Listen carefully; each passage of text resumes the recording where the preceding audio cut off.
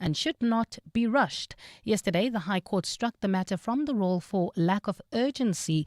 The MK and its leader, former President Jacob Zuma, were trying to halt the commission, arguing that its establishment is unconstitutional. Khomotso Modise has more. The MK party's lawyers argued that their court challenge of the Madlanga Commission is inherently urgent, and it's of grave importance that the court allows it to proceed. But the full bench, which presided over the matter, differed. The unanimous judgment was read by Judge Ronald Tolme. The allegations made by Lieutenant General Makonazi are indeed serious and require urgent attention.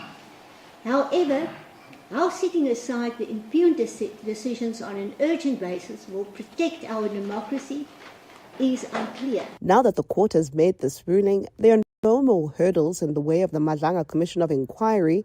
The decision by President Cyril Ramaphosa to suspend Police Minister Senzo Mchunu and to appoint Professor Feroz Kachalia will also stand. Khomotso Modise, Eyewitness News at the Pretoria High Court. We shift our focus to this now. The Gauteng Transport Department says it will be working closely with police to assist with investigating the murder of a Gauteng Taxi Association boss. Thamsanqa Moyo was killed when armed suspects opened fire at his car on the Soweto Highway south of Joburg yesterday.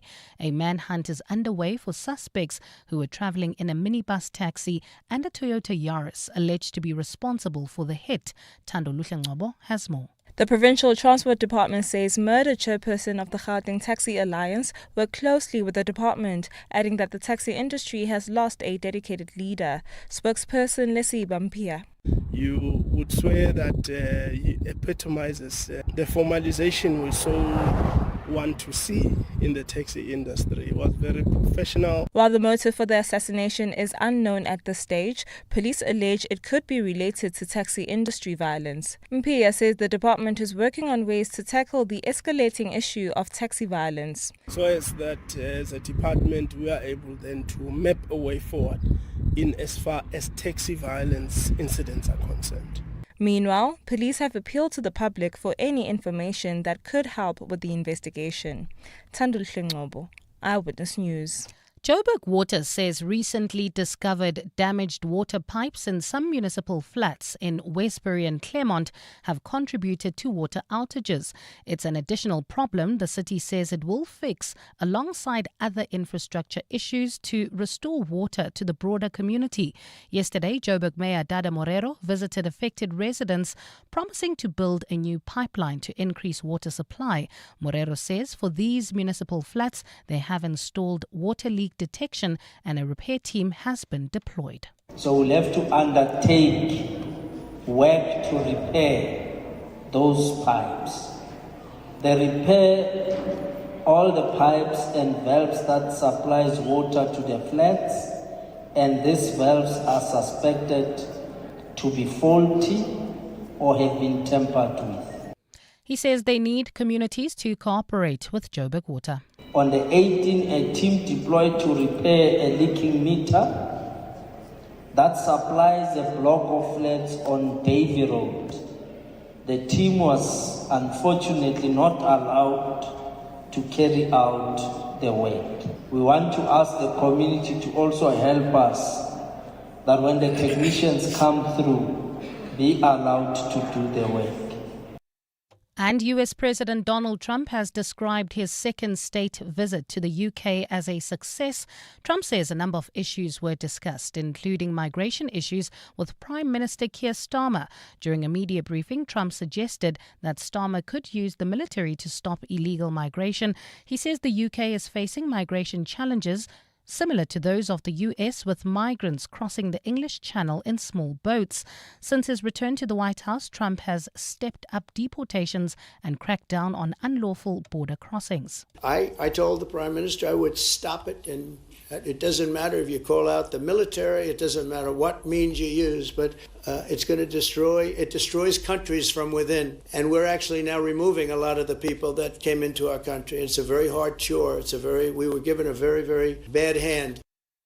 Gold is trading at $3,655.72 an ounce. The rand is at 17.36 to the dollar, 23.53 to the pound, 20.44 to the euro, and Brent crude oil is at $67.98 a barrel.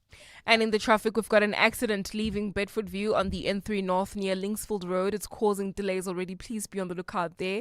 And there's roadworks taking place on the N3 South just as you approach Modderfontein Road. Do expect delays there. And in your sport, Rashford scored twice in Barcelona's Champions League 2-1 win over Newcastle. Also victory for Man City, Sporting and Eintracht. The Proteas women take on Pakistan in the second ODI this afternoon. And excitement builds ahead of tomorrow's Currie Cup final with the Lions hosting the Griquas at Ellis Park at 3 p.m. A fine Friday in store for Gauteng today. Joburg starting at lows of 8 degrees, peaking at 28. Pretoria 10 and 29, and Vereeniging 5, also reaching highs of 29 degrees. The top story in EWN this hour. KZN Police Commissioner Nhlanhla Mkhwanazi has opened a case of defeating the ends of justice against those he says tried to prevent the work of the Political Killings Task Team. EWN, in touch, in tune, and independent. For the latest, visit ewn.co.za or download the EWN app. This is Breakfast with Bongani Bingwa On 702. Let's walk the talk. Hello, hello, hello, hello, hello, hello, hello, hello. It's 9 minutes after 6 o'clock. Where are you? Mirafong or Merton, Lynn East or Mabopane, Hurling View or Irene, Bryanston or Deneboom, Nigel or Nina Park? Are you in Johannesburg? Are you in Paris? Are you in Cape Town? Are you in Kinshasa? Are you in Lusaka? Are you in Blantyre or Lilongwe? Are you in Ouagadougou? Do you know where that is? Ouagadougou. Are you in Mali? Are you in Egypt? Doesn't matter. Around the world, we are here to make sense of your world so you can make the right decisions from an informed perspective. On our menu today, we look at the political week that was. Again, some focus on what we are hearing from the Madlanga Commission of Inquiry. How do things go wrong with policing? Even now, you've just heard in Eyewitness News, Mkhwanazi laying charges on those he's been accusing at the commission. Well, who's going to investigate it? How will all of that work? Are you as confused as I am? We'll explain. The G20 Correspondence Desk continues, and we'll tell you about the DSTV Delicious International Food and Music Festival. Let's go! This is Breakfast with Bongani Bingwa On 702. Let's walk the talk. As always, I'm not alone. I've got esteemed colleagues with me on the show. Muteo Kharepe, a very good morning to you. Morning, boss. Amukelang Damila. We made it to Friday. Mm-hmm. Right? Yes, we have. In one piece. Mm-hmm. That's good. Mm-hmm. That's good news. Finally. She's looking at me like, yes. What's going to happen? What's going to happen on Friday? That's all. That's it. KG behind the desk controlling things. And of course, we've got Rofua and Siamtanda, the producers, taking your calls. Cindy has the latest in sport, and Mbali Dlamini will tell you everything you need to know in Eyewitness News. Let's do this. It's great to be on the show. Good to be with everybody. You can check us out on our YouTube channel. We are live. And today we are dressed like we are working on radio. Nobody trying any sophistication here. No heels, no makeup. We're just us as ordinary folk. But always, of course, great to be in your company. You're with Bongani Bingwa. 702 weekday mornings, 6 to 9 a.m. But you know, I would be in so much trouble. So much if I didn't do what we always do on a Friday. Have you cleared your throats? Pulled your head back. Are you ready? Mm-hmm. Here we go. A one, two, three. It's a Friday. It's a Friday. It's a Friday. Look at us harmonizing. Hey, look at us harmonizing. Wherever you are, I hope you've had some successes this week. I hope you've had some good news, something to celebrate. If you do, give us a shout out, lift our spirits. Not everyone who's waking up this morning is in perhaps the best of moods, swinging from the chandeliers, so to speak. Not everyone else is able to do that. If you are, do let us know what your good news this week was. So much to cover in terms of the political desk, from that roll call by the ANC on Monday to the admission by President Ramaphosa that he thought there's something to learn for ANC councillors and how the DA runs its councils. He's, of course, since come out to explain himself, as a politician would. We'll look at all of those issues. But I really, really want to understand the chain of possession, right? The chain of evidence. I think that's what they call it in legal terms, where a docket has been opened. Where does it go? Who makes sure that the investigation happens in the way that it's supposed to? And when it goes missing, do we just accept that dockets go missing? Whose job is it to make sure dockets do not go missing? And if they do, someone is held accountable. And why don't we have these things in some kind of digital form? We've got some kind of digital record so that even if the physical paper or copy disappears, it's not a problem. We've got an organized crime expert and researcher who's going to be joining us after 7, having worked himself in crime intelligence. And then, of course, we continue with our G20 correspondence desk. The fabulous Nokanya Mdambo will be in studio to tell us all about that. And then the DSTV Delicious International Food and Music Festival. Let's walk the talk. 702. All right, let's bring you up to speed. I suppose that's exactly what we're going to do with all the goings-on at the Madlanga Commission of Inquiry. Some of the things that happened yesterday were names that you might not have expected, because remember, part of this has been Mkhwanazi's assertion that there are many politicians who, if not dipping their fingers into the kitty, are certainly doing things that he would deem inappropriate. I want you to listen now to what he had to say about the DA member, Diane Kohler-Barnard, whom he asserts gave information she shouldn't have and put it out on public platforms for political scoring. Ms. Kohler-Barnard is a veteran in Parliament as a lawmaker who ought to understand what belongs where in Parliament. And I can confirm, Commissioners, that she is appointed by her own political party, which is a Democratic Alliance, to be a member of both the Portfolio Committee on Police that deals with the open account, as well as being a member of the Joint Standing Committee of Intelligence, which deals with the covert farms. So she's better positioned to call the department to come and account at the right platform. But she's one of the leaders in our legislature that is participating in both breaking the law as well as fueling these malicious attacks that are happening within crime intelligence, and ultimately directed at Khumalo as the head of that intelligence. Chain of custody. Yes, somebody's just sent me a WhatsApp to get me out of my misery. That's what it's called, chain of custody. Appreciate that text there in terms of the evidence, right? One of the things he asserts, Mkhwanazi, is how he argues that Diane Kohler-Barnard, who, by the way, has come out to dismiss these comments, gave information to the public that she should not have. And he argues she knew better. Have a listen. What we see here is a person who has a legal obligation to keep the mouth shut and go to the Joint Standing Committee and present and ventilate on this and hold the Divisional Commission accountable.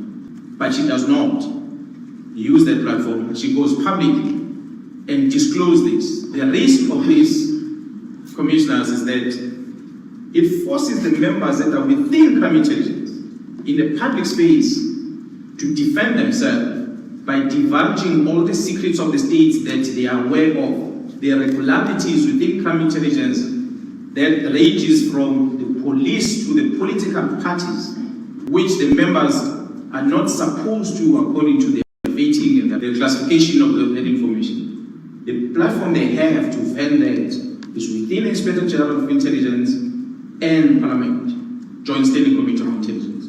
So that's why a provincial commissioner like myself, German Partners, I'm not invited to the Joint Standing Committee because I've got no business with that budget. But it wasn't just Diane Kohler Barnard as a politician that he had harsh words for. He's gone on to drop more bombshells about, what do we call him? He's still the police minister, technically, I suppose, Senzo Mchunu. Have a listen to what he says about that minister. There is a gentleman Northwest maintains a direct communication with the arrested person, Vusmus Matlala, and in their communication, it involves the contract that Matlala has with the police service, which was a 360 million rand contract I spoke about during the press briefing. And in this communication that the two of them are having, Matlala is approaching him to help him engage with the minister in order to stop the cancellation of his contract. And this Mr. Suleiman Karim, of course, commits to do that because he has this relationship with the minister. Right? People could speak to the minister, he alleges, and tenders he would make sure that a tender would not be cancelled, or that they would get the tenders, or whatever it was, whatever influence they needed, they would be able to do so with Minister Senzo Mchunu. This is what Nhlanhla Mkhwanazi has said. Did you watch day 2? Now that we're getting into the meat and potatoes, the details, what was your impression of day 2 of the Madlanga Commission of Inquiry? Breakfast with Bongani Bingwa on 702. Let's walk the talk. 19 after 6. I thought we'd have a different conversation this morning as our shout out.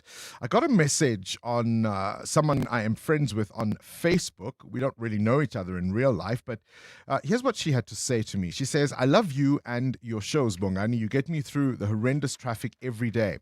Please talk about rewards for years of service in a company.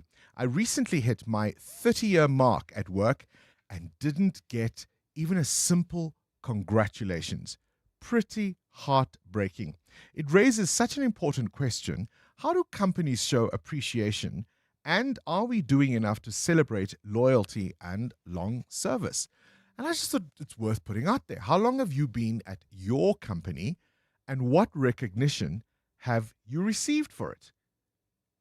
You know, how long? And I'm not talking about 5 years now. I think let's at a minimum look at 15 years plus, right? 15 years plus. How long have you been at your place of employment, and have those milestones been recognized and rewarded or not, as in her case, right? How long have you been at your place of work, and were you celebrated? You're with Bongani Bingwa. 702 weekday mornings, 6 to 9 a.m. 20 after 6. Mateo Kharipa, you've got a question of your own? Yeah, I want to know this morning, are you a person that welcomes competition? Does it sharpen you? Do you then use the competition to spur you on, or you would rather avoid the competition and just do your own thing?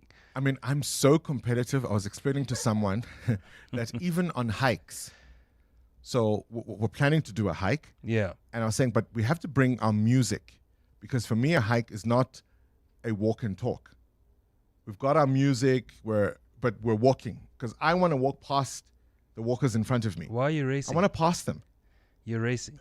No, I just want to walk past them. You're racing. And I must be able to say that by the time I get to that hill over there, you're back there in the distance. Yeah. But why does it matter? The other day I invited all of you guys to pedals. I said, let's go to Pedal Town, to dress up and play on a random Saturday. And guess what Bongani said? He said, I have to practice first. So he can win. And then I said, it's not a competition. Why does it matter to you if there's... I feel like I'm being judged. I'm not judging you. I'm just asking. But I like a good competition. It's fun. So competition is fun for you. Yeah, so it's you fun. just like Bongan. Bring me along to your 30 seconds game. You'll never lose again. Wow. 702. Weather. 22 after 6. What conditions can you expect at the start of this weekend? Lows of 8 in Johannesburg and a peak of 28 degrees. It's 29 in both Vereeniging and Pretoria. Cape Town maxes at 24. Bloemfontein 29. Durban 21. Kimberley is 32 degrees. EWN traffic. Let's look at our first traffic update. Amo, what are you seeing? Well, Bongani, we've got an accident reported on the N3 North. It's right near Linksfield Road. It's already causing delays as we come out of the Giluli's interchange. While traveling on the Mike 1 North, bumper-to-bumper traffic between Boysons and Car Street is due to peak time delays along this route. So please be on the lookout there. Boksburg, roadworks are back up again along the N17 West, causing delays coming out of the Carnival City exit. And there's also queuing traffic in the city of Tshwane along the R80 East, just as you approach Skiampatlele exit. We'll have more updates for you. Stay tuned. It's a fly, yeah. There's more EWN on air, online, and on the EWN app. Mzansi, don't miss out on playing Powerball and Powerball Plus for a life-changing 143 million rand in total estimated jackpots this Friday. Don't delay. Play Powerball for an estimated 77 million rand and Powerball Plus for an estimated 66 million rand today. Buy your tickets now in store on nationallottery.co.za, the mobile app, cell phone banking, or simply dial *120 *7529# for USSD. Panda, Pusha, play. Players must be 18 years old but play responsibly. E2 is the proud operator of the National Lottery. Naked people never skip leg day. Because naked people spend less time on insurance admin, they've got more time for lunges and Romanian deadlifts. With Naked, you can cover your car, home, and stuff in seconds. And it's all online, so that means no long phone calls. Go to naked.insure now, get a car insurance quote in 90 seconds, and start working out. Like naked people. Naked Financial Technology is an authorized FSP. Get naked. Medical care, like music, needs continuity, a steady rhythm and pattern. Patients attended to on time, medication taken as prescribed. Cut the rhythm, and it falls apart. Right now, global funding cuts are restricting access to healthcare. With your support, Doctors Without Borders can continue to provide medical care to communities worldwide. Because medicine, like music, only works when uninterrupted. Doctors Without Borders. We go there. What do partners of the Gates Foundation do when facing the world's toughest challenges? They keep going. From discovering a plastic drape that helps detect excessive postpartum bleeding faster, to developing better bed nets to kill malaria-carrying mosquitoes, to researching an RSV vaccine that could save hundreds of thousands of children. For every problem, there are people who prove that progress is possible. The Gates Foundation, partners of human potential. Learn more at gatesfoundation.org/keep going. Start your day with Bongani Bingwa on 702. Let's walk the talk. 25 after 6, you're listening to 702 Breakfast on this Friday. Things you need to know at this hour.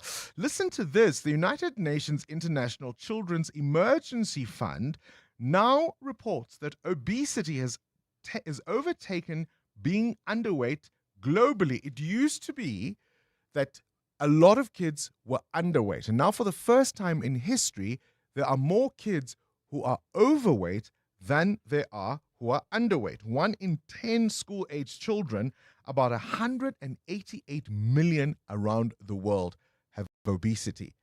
And I'm keen to know from parents, how do you balance watching your kid get bigger and being concerned about their health, and you're thinking about diet and nutrition, but at the same time, you don't want to create image issues, body image issues. You certainly don't want to body shame them. How do you deal with that as a parent, knowing that often the blame will be on you because people will say, what are you feeding this child? And you're not always with the child, are you? How do you deal with that? Particularly those families where kids come from, say, 2 homes, right? Where you don't know what happens in the other home. How do you deal with it? Now, isn't it rich that the next story I'm going to tell you about is the birth of George Cadbury, born on this day in 1939, transformed a family that had this little venture into what we now know as Cadbury chocolates. The renowned Cadbury Brothers, it was called initially. Do you have a favorite chocolate? And I'm not talking about the fancy stuff, right? I'm not talking about, I don't know, Ferrero Rocher or something like that. What's your favorite? Top Deck. The simplest one without the nuts, just the chocolate. Ooh, you all night for me. You all night. Amo? Bonneville dark chocolate. It's also by Cadbury. Sounds It's not fancy. I promise you, it's Anything not saying dark fancy at chocolate is all. fancy. It's just dark chocolate. It's Yes. the most affordable dark chocolate you'll find. It's by Cadbury, Bourneville. I thought she's going to talk about like Kit Kat or something. Like a chomp. And my only rule for Kit Kat. What's the rule for Kit Kat? Break it. Don't Which bite way? it. Which way? Piece by piece. Okay, because people just halve it and then it's just No. Piece by piece be by delicate piece. with the wafers. And don't bite it. Have you seen people leaving bite marks all Yeah. around? And I'm like, I will never be your friend. Anyway, George Cadbury, born on this day in 1939. Adam Gilchrist will give us an update on the Brigitte Macron, Candace Owens suit. Remember, the French First Lady is suing this right-wing commentator from the States who insists that Brigitte Macron is not a female but was born a male. It's an extraordinary story. Syria's foreign minister has arrived in Washington, marking the first such visit in 25 years to the US. And Jimmy Fallon, born on this day in 1974 in Brooklyn, a comedian and actor best known for hosting The Tonight Show. He's probably going to be the last man standing now that Jimmy Kimmel is off air and Stephen Colbert, right? Who's left? It's Jimmy Fallon and who else? That's really almost it as far as late night talk is concerned. It's extraordinary, the assaults on free speech in America that we are seeing right now. 702. The newspapers. Bali Dlamini, a very good morning to you. Good morning. Your good favorite morning, boss. chocolate? A crunchy. Do you even remember a crunchy? Crunchy. Yeah. Why? Because it's nice. I haven't had it since I was 11. Maybe if you have it, you'll remember why it's so good. No, because the sticky, thingy. The what? Not the wafer, the honeycomb Caramel, thing. whatever That- it is yeah. inside. That's the best part of it. It makes How'd it you eat your last Kit longer. Kat? How'd you eat your Kit Kat? I always have a Kit Kat in my bag, by the way, and I always respect the wafer. Thank you. Yes. Thank you. You and I can be friends. What's in the papers? I'm going to ask you a question this morning, Bongani. What legacy did the COVID-19 pandemic leave with you, good or bad? People touching my food. Ah, okay. And I was with Dr. Tulio de Oliveira, who you remember was the one who told us about the Omicron variant. Yes. And one of the things I figured out was that COVID was always airborne. It wasn't so much about what you The touched. surface, yeah. So all that sanitizing apparently What a waste of our time. Apparently. I'm asking you this question this morning because the Australian is running a story about the pandemic's legacy. It follows a study that was released, and it says that Australians were left rushed, stressed, and lonely. So not only are they struggling with the financial implications and the health ones, but they just feel like they haven't been able to get back to what life was normally, and what they did day to day. You're not going to the office as much, but you just still feel like your life is always in a rush. So, yeah. Yeah, I think people around the world will attest to the same. It's just not quite what it once not the was, same. is it? The front page of the Mail and Guardian, the politics of water. And I'd love to hear from people in Coronationville, by the way, because the mayor of Johannesburg had promised that your taps would be running by yesterday, I think it was. Yeah. Have you got water in your taps if you're in Coronationville? Do send us a WhatsApp voice note and tell us what you want the mayor to now hear from you, having made that commitment and that promise and not having delivered. EWN Business. Mateo asks, are you a competitive person? Do you welcome it? Do you like competition? Do you feel the pressure's too much and you don't like it? Do you learn from your competitors to sharpen your skills? I would say I am certainly competitive. I thrive on it. And mostly I like to learn from those I think I'm competing against to sharpen my own skills. Absolutely. Bring it on. What prompts the question? I'm waiting for that.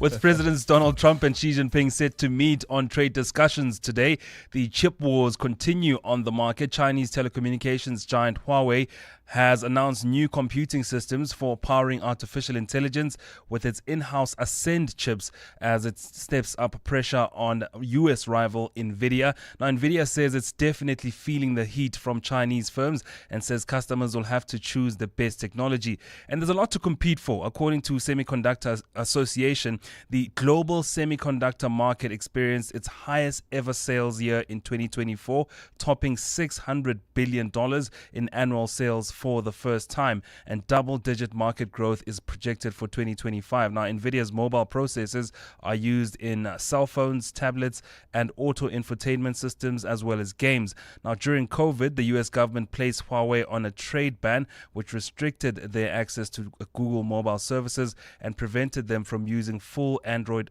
on their devices. Now, since then, Huawei has had to work around these restrictions, developing its own Harmony OS, which initially included Android-compatible elements. Now, this week, China also banned its leading tech firms from buying chips from the US NVIDIA company as the country ramps up domestic manufacturing. So the two of them are competing for the chip wars, basically, and whoever wins then leads the economy going forward. Yeah, I mean, that's the economy of the future, is it not? Where's the rand in all of this? 17 Rand 35, still steady even after the SARB decided to hold the interest rates yesterday. 20 Rand 46 cents against the euro, 23 Rand 53 cents against the British pound. The price of gold at $3,658 an ounce, or platinum is a little lower at $1,391. Brent crude now at $67.34 a barrel. More business after 7. Straight to the Eyewitness News desk. Mbali, let's catch up with you now. What are you focusing on at this moment? The Gauteng Health Department? That's correct, Bongani. A very good morning. The Gauteng Health Department is urging parents to practice healthy feeding to protect children from malnutrition. According to the department, 1,400 cases of malnutrition were reported in the previous financial year, with Tshwane, Johannesburg and Ekurhuleni recording the highest figures. Health MEC Nomantunko Morale-Huku says the socio-economic issues faced by many families in the province contribute to the rise in cases. She says government and communities need to come together to protect children from the devastation. Provincial Health spokesperson Motaletale Mudiba. The severe acute malnutrition is a critical public health issue that leads to extreme weight loss, muscle wasting, weakened immunity, and developmental delays, leaving affected children more vulnerable to infections such as diarrhea and tuberculosis. If left untreated, malnutrition can have devastating long-term effects.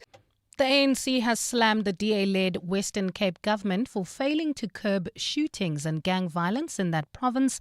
Shootings continued this week, with 3 people being shot and killed in Mitchell's Plain. Stats recently presented by the DA show that gang-related shootings in the province have left more than 800 people dead in the past year. The Western Cape government's safety plan was scrutinized by members of the provincial parliament yesterday during a debate on the ongoing violence. In 2019, this government launched its much publicized safety plan with great fanfare, promising to halve the murder rate by 2029. 6 years later, the results show that the murder rate has worsened year after year. MEC for Health and Wellness, Noma French Mbombo, says the Western Cape is a microcosm of a national safety crisis. The crimes we face here mirror the broader challenges confronting South Africa. We must ask which ANC policies and programs have brought us to this state of shame. On paper, the ANC policies on crime and safety look good, but in practices they fail.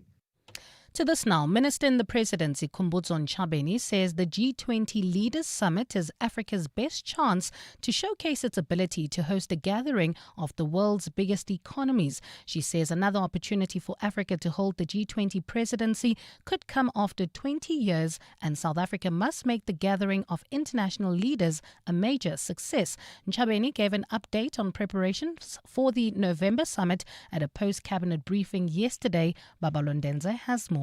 Minister Khumbudzo Ntshavheni says South Africa's approach is to host the G20 summit not just for the country, but in a way that represents the entire African continent. She says the summit is also about putting the African agenda on the table, which includes reforms in global financial institutions and climate change. She says the country must make the most of it. Because the next session of the G20 that will come around in 20 years' time, it will be maybe with the AU then coming after. But this is our best shot as Africa to showcase our ability to host a platform of the nature of the G20 countries that continue a particular percentage of the wealth of the world. Ntshavheni also said reports of 150 million rand funding shortfall won't affect preparations for the summit, which has a budget of about 700 million rand. Babalo Ndenze, Eyewitness News. In your weather, a fine Friday in store for Gauteng today. Lows of between 5 and 10 degrees and highs of between 28 and 29. And in the traffic, we've got delays on the Marquand North between Boyson's Road and Carr Street. While travelling in Bedfordview, we've got another accident reported near Linksfield Road. Delays coming out of the Girulis interchange. The top story in EWN, the Gauteng Health Department is urging parents to practice healthy feeding to protect children from malnutrition. Spar brings you super savings. Get 750 gram, 780 gram, 850 gram Nola mayonnaise, excluding squeeze bottle, for $38.99. Save R6 with Spar rewards, or 2-liter Spar full cream or low-fat ultra-pasteurized milk for $32.99 with Spar rewards. Plus, you could win your share of R6 million in instant cash. Price is valid until 22 September 2025. While stocks last, T's and C's apply. Got big dreams for your small business? The Hollywood Foundation is here to make them a reality with the Bambelela Business Awards. SMMEs in Gauteng. This is your chance to grab a share of R1 million in funding. The awards recognize and reward the contributions small businesses make to growing and transforming our economy. Submit your entries today. Applications close on 4 October 2025. Submissions will be reviewed by a panel of expert judges.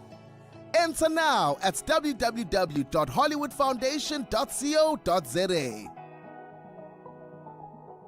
Okay, truck 7, that has 0 warning lights. Truck 8, it's just been serviced. I guess we're running like a well-oiled machine. Where would I be without My Way's comprehensive cover for my vans and trucks? Plus, cover for my customers' orders with goods and transit insurance. I guess we'll never know. Visit myway.co.za or dial 0860 64 64 64 and get a quote today. My Way is a licensed non-life insurer and FSP. T's, C's and standard rates apply. My Way. Live your way.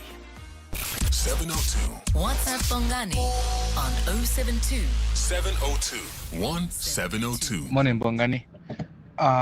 When it comes to chocolate, actually, I'm not a big fan of chocolate, but right now, I've tasted a hazelnut in an ice cream. It's a Cadbury ice cream on a dairy milk, something to do with it.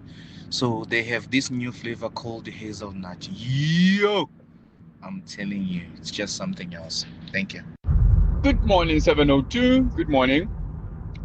Mateo, you have just mentioned my favorite chocolate from Cadbury's. Chomp. I think I can eat those things any day, all the time. Those things are the best. They have not changed in flavor. I was struggling to find them for some time, but they are now back. With a slightly brownish package nowadays. Thank you, guys. It's a Friday. We're talking about the birth of George Cadbury on this day in 1839. And I was asking you, what's your favorite chocolate? Mateo says Top Deck. I'm here for the whole nut. Cindy Paluta? So firstly, God bless that man, Mr. Cadbury. Also, Cadbury in South Africa, I will tell you this, tastes very different to Cadbury's abroad. And I know this because whenever I travel, my friends who live overseas say, please bring me the Cadbury's from your country. I don't know why it tastes different. Ours is just better. I was going to make the point that one of the voice notes talks about the packaging changing or whatever, but one of the things that, for all the things we loved growing up that now taste different, Cadbury doesn't. It doesn't. It hasn't changed. And my favorite one, I'm a real old person, I like the fruit and nut. No, I'm here for the whole nut. No. You must have that little bit of raisins. There's a little bit like extra. It's nice. Also, you must get your fruit and veg in, hey? So you got the raisins. That's one way. So you're eating grapes, basically. So for the nuts, you get the protein. 100%. The other one was talking about the ice cream. Remember Polar Bear ice cream? They were our big partners with the Walk the Talk earlier in July. And it's a South African local brand, and it was absolutely amazing. The other thing we're asking about is, how competitive are you? EWN Sport. Cindy, are you competitive? Do you thrive on competition? Are you one of those who assesses yourself based on others and learn from your competitors? Oh, like that? Or do you No, think it's too much I'm not pressure? competitive in the game of life. But if you and I are going to get into a running race, in the back of my head, I'm like, I have to win this. Or if we're going to play a board game, I'm like, I have to beat this person. And I think it literally just comes from being the third child and two older brothers and that constant need to be better. So, yeah, no, I won't hold back. And also, I'm a really horrible mother. I don't care that you don't win. Like, I'm going to beat you because one day they'll beat me. One day we'll be playing Timpan bowling and I won't be able to lift the ball and they'll beat me. But for now, you must learn the game of life. But an actual game of life, I'm not competitive. Not in that way. No. Tell you what, who's very competitive is Marcus Rashford. Well, isn't it a turn of events? The Champions League last night, Rashford scoring both Barcelona's goals in the 2-1 win over Newcastle. Barca boss Hansi Flick says Rashford executed the plan. I'm not surprised. I think he's a fantastic player, great talented player. So his skills are unbelievable. His finishing is unbelievable. And of course, I said, halftime I said to him, please score 2 goals. No, it was not like that. In the first half, he tried to create chances, but the finishing was at the end not right. And the second half was different. Didn't Man United let him go? Yeah, Manchester City's 2-0 win over Napoli included a goal from Haaland, which is his 50th goal in the competition in 49 games. That's the quickest a player has reached 50 goals. Eintracht thrashed Galatasaray 5-1 and included 2 own goals. Bruges beat Monaco 4-1. Heartbreak for Copenhagen as an own goal in the 91st minute saw them draw with Leverkusen 2-2. Sporting cruised past Kairat 4-1. The Proteas women take on Pakistan in the second ODI this afternoon. Proteas already lead the series 1-0 after a crushing opening win. Tasman Britt says the aim is to carry this form to the World Cup at the end of the month. As a team and as a unit, we are very confident. We're becoming more confident with the capabilities of what the girls can actually do. I think a lot of times we maybe undermine ourselves and we maybe think that we are the underdogs, but I definitely think we're not underdogs anymore. I definitely think we are in the elite. We are chasing, the Australians and the England players. At the World Athletics Champs, Sydney McLaughlin-Lebron won the women's 400 metres in 47.48. That's the second fastest time in history and the first sub-48 performance in 40 years. In the men's 400 metres, 2 athletes from Botswana were on the podium. Colin Kebnatsipi winning with Baya Pondori in third. South African Zakiti Nene finished 5th in that race. Senesipo Dambile qualified for the men's 200 metre final, dipping under 20 seconds for the first time in his career. That finals today. SA hopes in the women's 800 metres. Prudence Egodise. She pulled up injured in the heats and did not finish. And a huge weekend of rugby. Tomorrow, the Currie Cup final at Ellis Park. Kickoff is at 3. The Lions are hosting Griquas. Cindy Paluta, Eyewitness News Sport. 702 delivers on the matters that matter to you. This is Businkosi from Alberton. 702 is a very informative station for me. It sets trends. I pick up a lot, in terms of lifestyle. Saturdays mornings are very good to me. The morning drives to work, morning drives back from work, the midday the reports, and above all, whatever I miss out on, I can catch up on the podcast. Thank you for sharing your thoughts. so we can deliver more on what matters to you. 702 listens. Let's walk the talk. The DSTV Delicious International Food and Music Festival, powered by Lotto Star, returns this weekend to the Kyalami Grand Prix circuit. Getting there is easy. Take the Gautrain to the Midrand station and hop on the free shuttle to the festival. Shuttles run all day, with the last leaving at 11 p.m. on Saturday and 10 p.m. on Sunday. Gautrain will also run extended late-night services to get you home safely. Standard fares and rules apply.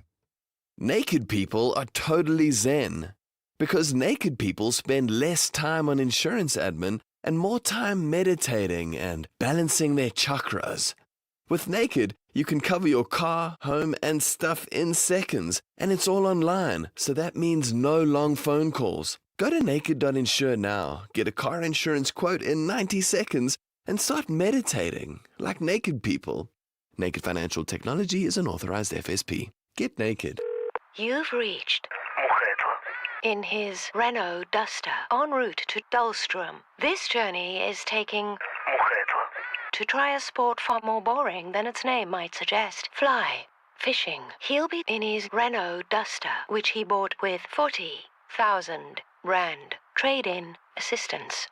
Leave it all behind in the new Renault Duster. With 40,000 Rand trade-in assistance. Offer exclusive to Renault Financial Services. Product of APSA. T's and C's apply.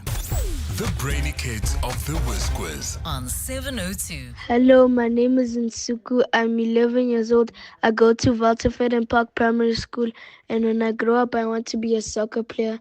I am nervous and excited to play the Whiz Quiz with Uncle Bongani. Nerves and excitement, always a great combination. Good luck to you, Nsuku. 702. Coming up at 7:15, the big interview. EWN Traffic. 13 to 7, this Eyewitness News traffic brought to you by Outsurance in partnership with 702. Amo, on the N3, the delays. Why? That's correct, Bongani. Due to an earlier accident that was right near Linksfield Road, it's been cleared, but traffic remains very slow coming out of the Kilulis interchange. If you are traveling on the N12 as well as the R24 West, delays between Edenville Road and the Kilulis turn off, while on the M1 North, peak time delays. This is between Boysons and Carr Street. We'll have more updates for you. Stay tuned. There's more EWN on air, online, and on the EWN app. The Outsurance pointsmen know that every car on the road carries a story. There's a car with a parent shuttling his kids, with a back seat full of chatter, laughter, lunch boxes, and lost shoes.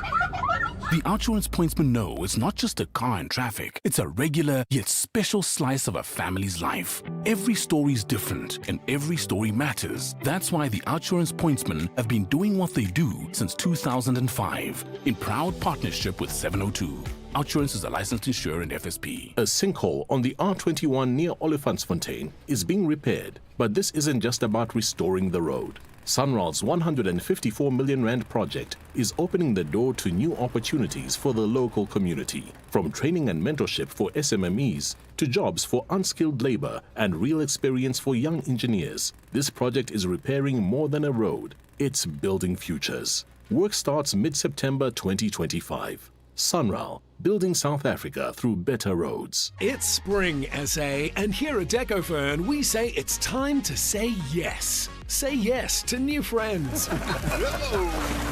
Yes to new adventures. Will you marry me? Yes! And definitely say yes to a few new things. Welcome to DecoFern.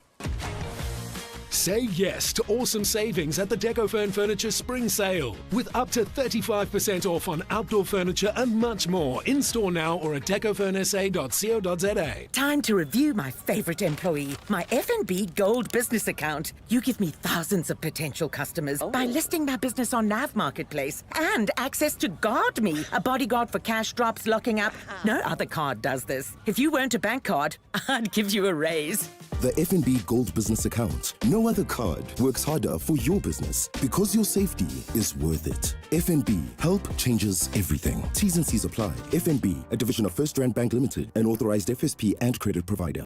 Who is the whizziest of them all? It's the Whiz Quiz on 702. Time now to give away some cash. 10,000 Rand is what's up for grabs. 100 bucks for each correct answer. The contestants must be aged 10 to 11. Tsuku is our 11-year-old contestant today from Walter Park Primary School. Tsuku, are you ready to play? I know you said you have nerves, but excitement too? Yes. It's a great combination. You'll do just fine, all right? Okay. Okay. KG, start the clock. Spell the word Wednesday. WEDNSDAY. Correct. In maths, which one is the odd number, 12 or 17? 17. Correct. Complete the saying, you have the best of both what? Food or worlds? Worlds. Correct. True or false? In chess, kings can move in any direction. True. Correct. Which word is the noun, arrow or allow? Arrow. Correct. Which word means courteous, rude or polite? Polite. Correct. Which continent has two countries named Congo? Africa. Correct. In which sport does a player get the Ballon d'Or award? Soccer. Correct. In which province is the coastal town of Margate? Pietermaritzburg. It's in KwaZulu-Natal. That's the province. Remember, Pietermaritzburg is a city on its own, but really, really well done there, Nzuku. You did so well. 8 correct answers. 800 Rand. At a point, I thought he was going to go away with the 10,000 Rand, hey? The Brainy Kids of the Whiz Quiz. On 702. If you want to play the Whiz Quiz, simply WhatsApp us your name, your age, and your school to 072702, and we could be calling you. Now, coming up in the next hour, what's the question? Brought to you by Outsurance. 3,000 Rand is up for grabs. So firstly, for 1,000 Rand, you send us an answer based on something you heard on the show that piqued your interest. You WhatsApp us your name and that answer to 072-702-1702. Then later, someone will ask a question to get your answer, and for their troubles, 2,000 Rand will be in their bank account. You always stand a better chance to be selected if you've SMS'd out to Outsurance and got yourself a quote. So do it now. SMS out to 45142. 702. The Political Desk. The Political Desk, of course, is our look back at the week that was. And boy, oh boy, what a big one it has been. So much stuff in the news. You almost forget. We've invited political analyst Goodenough Mashego to join us this morning. Welcome to our program and thank you for your time. Good morning to you, Bongani, and to your listeners. It's been a busy week, has it not? Let's start with that ANC roll call. The idea was to bring their councillors to a central point, read them the Riot Act. Was it all for show? I mean, I said cynically on Monday, there you go, folks. The ANC's local government election campaign has begun in earnest. Well, I think it was an optic illusion. The ANC understands the importance of optics because they didn't need to gather them under one roof. They could have gathered them in one WhatsApp group and had the private conversation with them. So I think that was done really to just, like, you got it right. It's the beginning of the 2026 campaign, but it starts on a bad note because by bringing them under one roof, you're basically saying these people don't belong to you at the wards, they belong to the ANC. But we all know that when it comes to local election, people are given the impression that they are electing this person to serve them. So their bosses, it showed that their bosses are not the people in a ward, but their bosses the ANC, which I think is actually a bad thing because it detaches the councillor from the people, attaches them to the ANC, which means at the end of the day, they're going to do what the ANC says and not what the people on their own ward are saying. I think that was made very clear. Now, there was a controversial moment where President Ramaphosa, in his capacity as ANC of that party, said these councillors could learn a thing or two from the DA. I want you to listen to a clip from an interview he had with the SABC yesterday, where he's now tried to clarify his remarks about ANC councillors supposedly learning from the Democratic Alliance. Have a listen. It got lost in translation. In the end, we all must learn from each other. And that is important. That I will say as also the President of the Republic, that there are a number of areas where good work is being done, and there are others where there's weakness. And mature people must look at both and say, how can we improve the lives of South Africans? He says it was lost in translation. We can all learn from each other. Is that a good enough climb down? That is a pushback, is a little bit of a pushback because of the furore that statement caused. But I think it's just that some of the ANC leaders have got a short memory because even O.R. Tambo used to say the same thing, that not everything that the apartheid government did was so wrong, that they needed to build upon what the apartheid government was doing, which was the good thing that the apartheid government was doing. So there is a whole statement from O.R. Tambo about that. So the problem is that over time, most of the ANC leaders have become holier than thou. They've developed this feeling that they are better than DA people by virtue of the majority of DA councillors being white and them coming from the group that used to implement apartheid in the past. But I think it's a climb down from President Ramaphosa only because of the pressures that might come to bear when it comes to 2027 on the ANC presidency. But I think overall he meant what he said. And it's a message that ANC councillors need to hear because there are facts that they cannot deny when it comes to some level of service delivery in those DA-led wards in other cities.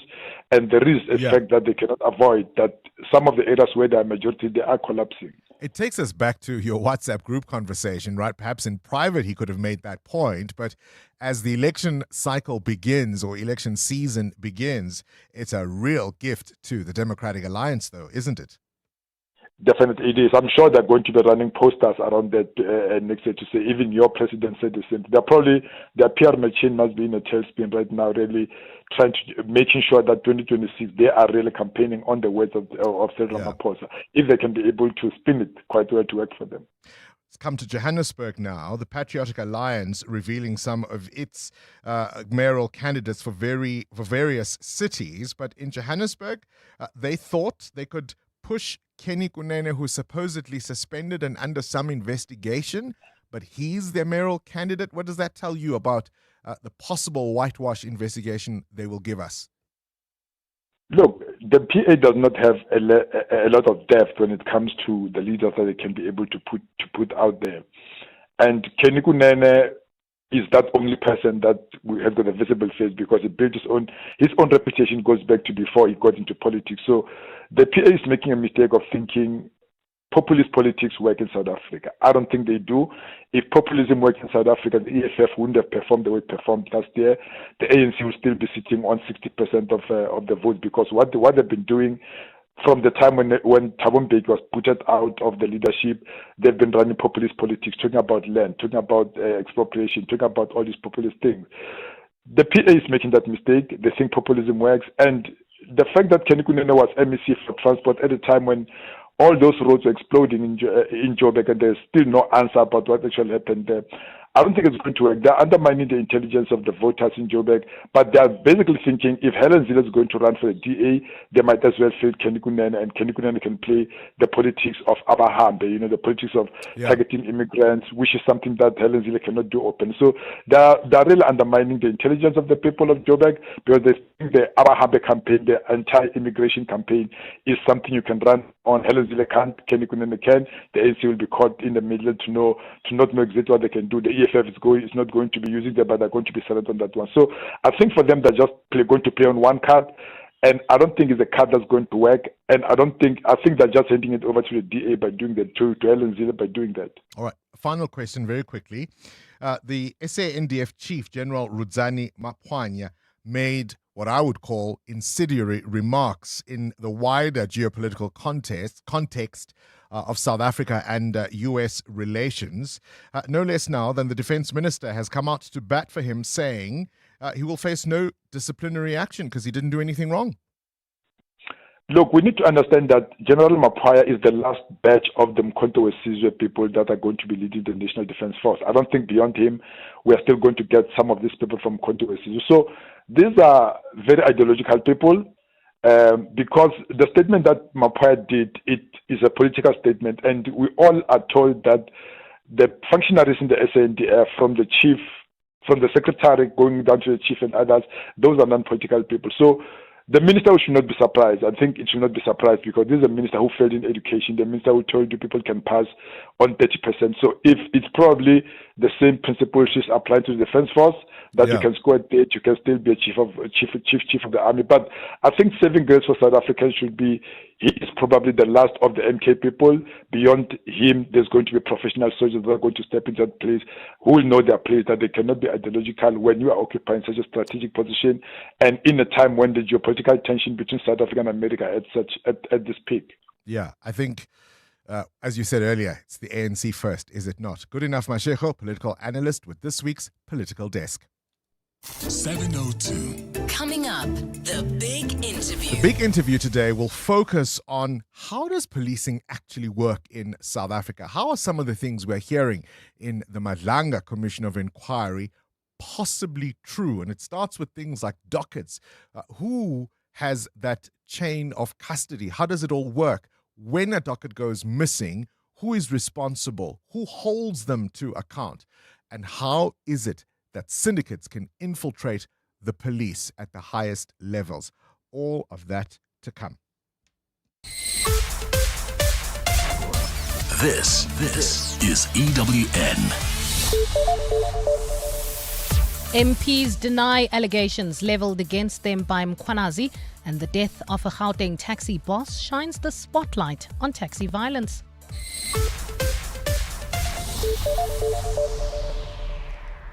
Good morning, I'm Bali Dlamini. National Coloured Congress founder and Member of Parliament Fadil Adams has refuted claims he went public with sensitive crime intelligence information. Adams and the DA's Diane Kohler-Barnard were among some of the names mentioned by KZN Police Commissioner Nhlanhla Mkhwanazi during his evidence at the Madlanga Commission of Inquiry yesterday. Mkhwanazi painted both MPs as sellouts for allegedly sharing secret information related to crime intelligence with the public. Oren Singh reports. Nhlanhla Mkhwanazi accused MPs Fadil Adams and Diane Kohler-Barnard of abusing their powers and not properly handling sensitive info about crime intelligence. Mkhwanazi said Adams opened cases of fraud and corruption relating to intel that was supplied to him around the irregular appointment of an official within crime intelligence, subsequently leading to the arrest of crime intelligence boss Dumisani Khumalo, his close ally. But Adams says he did what any citizen should do when presented with evidence of alleged state corruption: open a case. What did the general want me to do? Hide it, throw it away? He says I went public with it. He says it. I did not go public with it. I did the responsible thing. Kohler-Barnard wrote to the Inspector General of Intelligence requesting an investigation into the dubious purchases of 2 properties by crime intelligence, a well-documented case exposed in the media. Oren Singh, Eyewitness News. At the same time, the Pretoria High Court has ruled that the bid brought by the MK party challenging the Madlanga Commission requires careful judicial consideration and should not be rushed. Yesterday, the High Court struck the matter from the roll for lack of urgency. The MK and its leader, former President Jacob Zuma, were trying to halt the commission, arguing that its establishment is unconstitutional. Khomotso Modise has more. The MK party's lawyers argued that their court challenge of the Madlanga Commission is inherently urgent and it's of grave importance that the court allows it to proceed. But the full bench which presided over the matter differed. The unanimous judgment was read by Judge Ronald Tolme. The allegations made by Lieutenant General Mkhwanazi are indeed serious and require urgent attention. However, how setting aside the impugned decisions on an urgent basis will protect our democracy is unclear. Now that the court has made this ruling, there are no more hurdles in the way of the Madlanga Commission of Inquiry. The decision by President Cyril Ramaphosa to suspend Police Minister Senzo Mchunu and to appoint Professor Feroz Kachalia will also stand. Khomotso Modise, Eyewitness News at the Pretoria High Court. To this now, the Transport Department is calling for calm and space to allow police investigations to unfold following the assassination of the Gauteng National Taxi Association's chairperson. Thamsanqa Moyo was gunned down while driving along the Soweto Highway south of Joburg yesterday.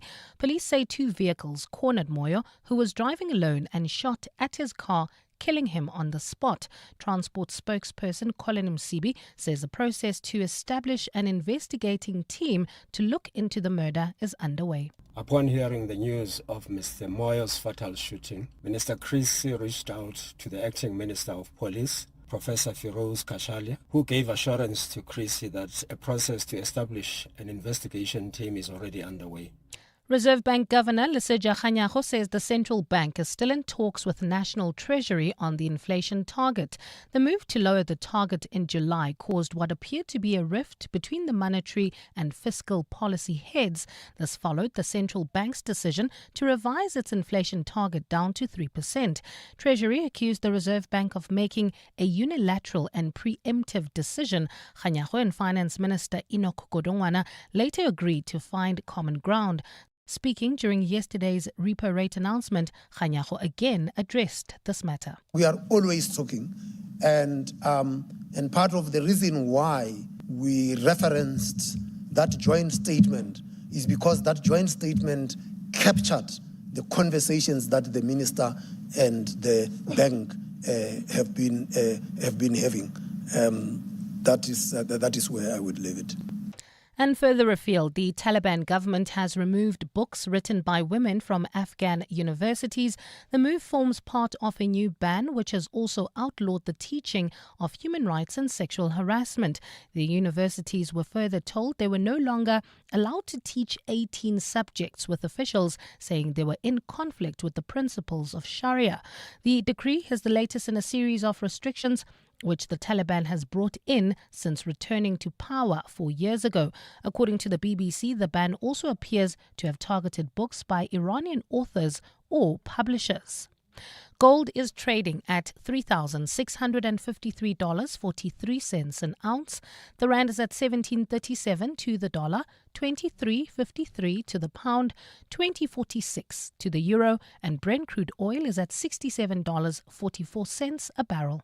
And in the traffic leaving Diepkloof, there's been an accident on Chris Hani Road. It happened right near Nicholas Street. It's causing heavy delays. There's also queuing traffic along the N1 North between the Golden Highway and the Diepkloof interchange.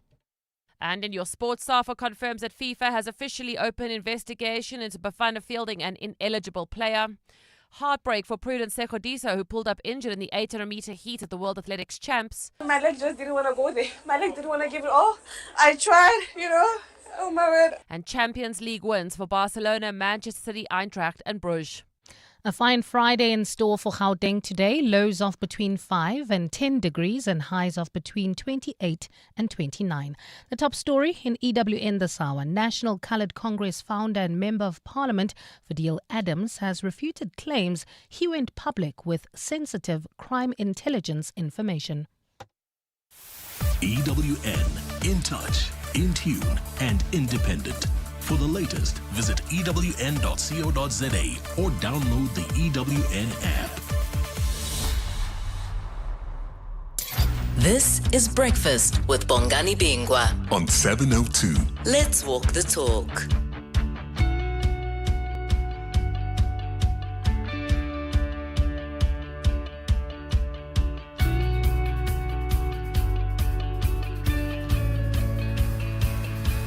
It's 8 minutes after 7 o'clock. You're listening to 702 Breakfast on this Friday, the 19th of September, the year of our Lord, 2025. One of the things that perhaps we need to take some stock of is just what we've achieved in our democracy in these last 31 years. It's been a brief period, comparatively speaking. Look at the assault on freedom of expression, freedom of speech in the US right now. One of the late night talk show hosts, Jimmy Kimmel, has had his show on ABC, the network, cancelled indefinitely. I want you to listen to an interview from CNN's Fareed Zakaria questioning the former US Secretary of State Hillary Clinton about that cancellation and what it means for America's democracy. It is a really breathtaking moment because both Hillary Clinton and Kamala Harris warned this would happen, but actually being there to see it has been extraordinary. Well, I think this is a very clear example of that. It is a direct government action to try to intimidate employers, organizations, corporations, much of which we've already seen, to remove an opponent, even though it's a comic. Of course, this was a particularly sensitive time because of the terrible crime that was committed, the murder of Mr. Kirk. But you defend free speech in terrible times, and you defend free speech that is used against holding people in power accountable through satire, humor, barbed attacks. You defend it even when it is offensive. So what was Jimmy Kimmel's big crime?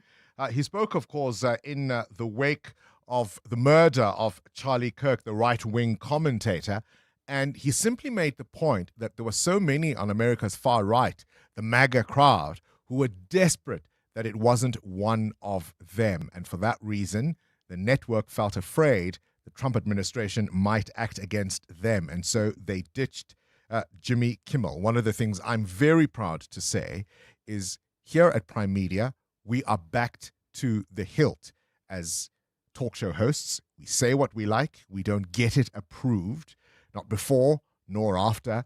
Yes, of course, like any employee, I might from time to time have to explain what I meant or how it got there.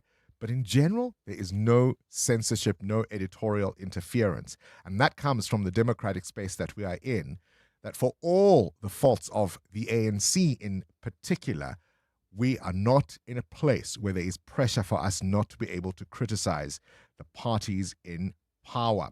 And talking about freedom of speech and journalists, I want to take you now to a sold-out 13,000 strong crowd at London's Wembley Arena. I've been there, by the way. And yesterday, it was London coming together for Palestine, a fundraising concert. You know, the kind of thing you used to see when Madiba was in jail, for example. It was something of that nature, although, of course, not with all the superstars. The international journalist, anchor, political analyst, and so much more, Mehdi Hassan, delivered a moving and hard-hitting speech to that 13,000 strong crowd. 270.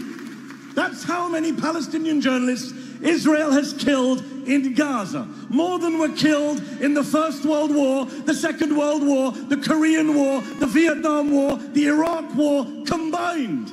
They were not killed by accident as collateral damage. No, they were killed as part of Israel's deliberate campaign to blind the world, to erase all evidence of their crimes. Because to the genociders, there is nothing more dangerous than a camera lens or a microphone. And by the way, shame on those Western journalists who have said not a word about the mass killing of their Palestinian counterparts. I can tell you all this, the Palestinian journalists, they are the best of us. They are not just documenting a war or a genocide, they're documenting their own annihilation, their own starvation in real time. And so they have shown the world that you can't bomb the truth away. Say it with me. You can't bomb the truth away. Isn't that extraordinary? Mehdi Hassan saying these journalists are not just documenting a genocide, the starvation of their people, they're documenting their own annihilation. 702. Up next. The big interview. EWN Traffic. 14 after 7. This Eyewitness News Traffic is brought to you by Outsurance in partnership with 702. Amo? Well, Bongani, there's a major accident. In fact, we've received a message from one of our listeners about an accident on the N1 North in the city of Tshwane Waterkloof. It's a major vehicle, multi-vehicle accident, and it's causing heavy traffic volumes coming out of the Flying Saucer interchange. About a 30-minute hold up there while traveling in the southerly direction of this route. Expect delays coming out of Linwood Road. Staying in the city of Tshwane, there's delays on the N4 West between Tamboti Avenue and the Proof Plus interchange. Peak time delays there. While traveling in Irene, bumper-to-bumper traffic at the intersection of Nelmepius Road and Main Road. This is due to faulty traffic lights. While traveling on the R80, do expect queuing traffic approaching Eskiampahlele exit due to peak time delays. I'll have more updates for you. Stay tuned. There's more EWN on air, online, and on the EWN app. Outsurance made it possible for us to travel more with the money that we save. 725. This is really real. You are the biggest saver we've ever had. 2,794 Rand a month. It was the easiest switch ever. Get real. How is it that Outsurance provided the solution for you? 918 Rand is what I'm saving. Incredible. Go to outsurance.co.za now for a 10-minute quote that could save you thousands. Just phone Outsurance, get a quote and see what they can offer you. If you don't save that 321 like I did, you might say get a 500 or $1,000 back. Service and savings, you'll always get something out. What was the real deal they could offer you? 870. That's amazing. What brought you and Outsurance together? 718 Rand. I end up saving. They gave you the real deal. It literally is the real deal. Go to outsurance.co.za now for a 10-minute quote that could save you thousands. Licensed insurer and FSP. T's, C's, and information online. 702. The big interview. With Bongani Bingwa. 16 minutes after 7. So today we're going to do something we don't really do very often. First, let me start by giving you some insight into the world of live talk radio and how we do what we do. So we decided as a team to look a little to take a step back, if you will, and look at some of what is emerging in the Madlanga Commission of Inquiry. Because you're hearing about the infiltration of the police, you're hearing about undue influence, you're hearing about people in serious criminal investigations driving around vehicles that have blue lights fitted on them. We often hear about dockets going missing and things of that sort when it comes to policing. And we thought, how does that happen? If a docket goes missing, who would be responsible for its disappearance? Who would hold that person accountable? And why don't we have, for example, some kind of digital system so that even if the paper record disappears, there is still a way to trace the information? So we wanted to bring in an expert who is an academic now, but has himself been in crime intelligence before. And at the very last minute, he cancelled. Possibly because he's been on other platforms where he's explained this kind of thing and now is considering possible reprisals. That is where we are. He then, 2 minutes before now, said, no, I'll come back. By which time, we decided to go perhaps a different direction. Now, the thing we don't normally do is speak to a guest twice in a row, 2 days following each other. But we thought, well, let's bring in somebody with an outsider's perspective on this. So we've brought back Chad Thomas, who is a crime expert at IRS Forensic Investigation. But alongside him, we've got Dr. Chris de Kock, who's an independent crime and violence analyst. And they are going to have a look at these issues from behind the scenes. Chad, welcome back. We must stop meeting like this, hey? It's an absolute honor, 2 days in a row. Have you ever? Dr. Chris de Kock, I appreciate your time at the very last moment. And perhaps let me start with you. It appears to me that one of the things we are seeing, and in fact we heard from Ndlandla Mkhwanazi himself, was a sense that many people in crime intelligence, and I'm talking about the officers on the ground, have so many things to consider, not only the criminals that they are investigating, or suspects perhaps is the better word to use, but possible reprisals and interference from above. A case isn't just a case as it is. Yeah, good morning and good morning to the listeners. Yeah, I think today in the police, I don't know. I'm out of the police for 12 years now, but I think it is difficult. There's a lot of things to consider, and especially in crime intelligence. We know for a fact that crime intelligence is very fractured. There are many factions within crime intelligence.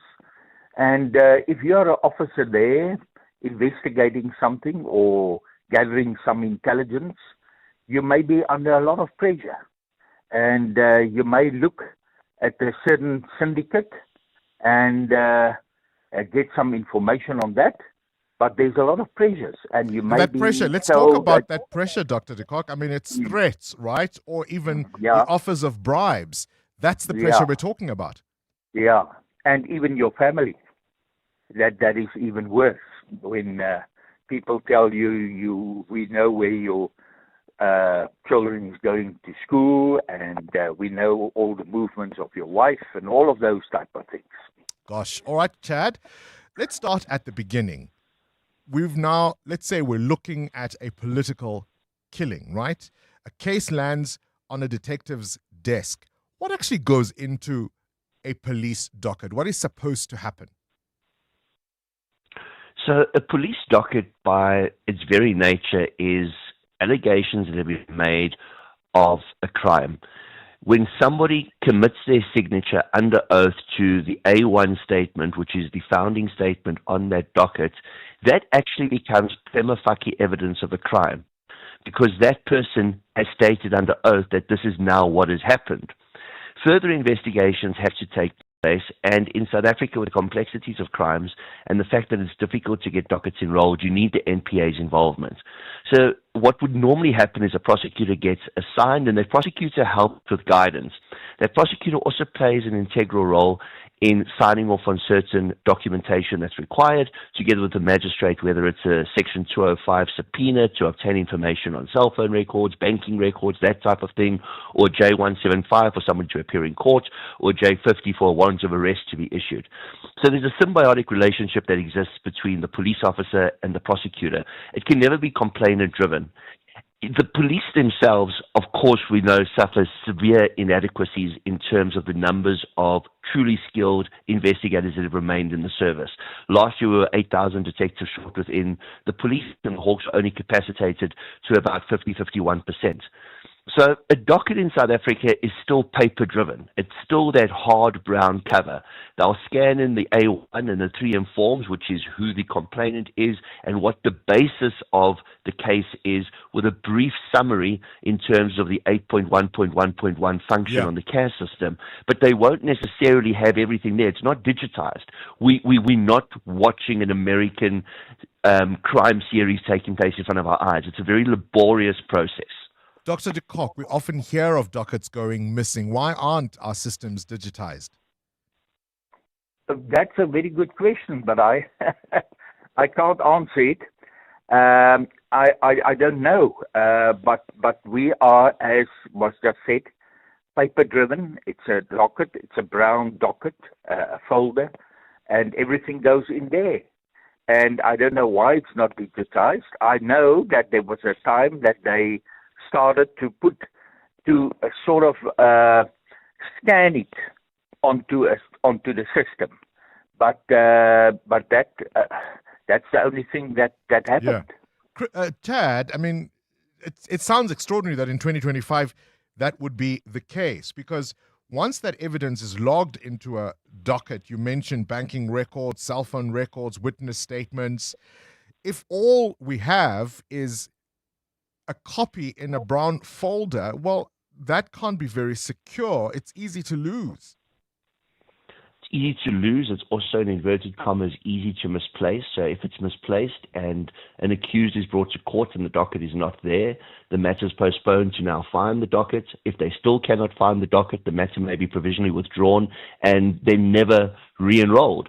It's a frightening situation, and despite the current status around Diane Kohler-Barnard, she in fact was the champion for the last 2 decades to get the system digitized, and budget has been made available over the last 2 decades, but not much has come of it.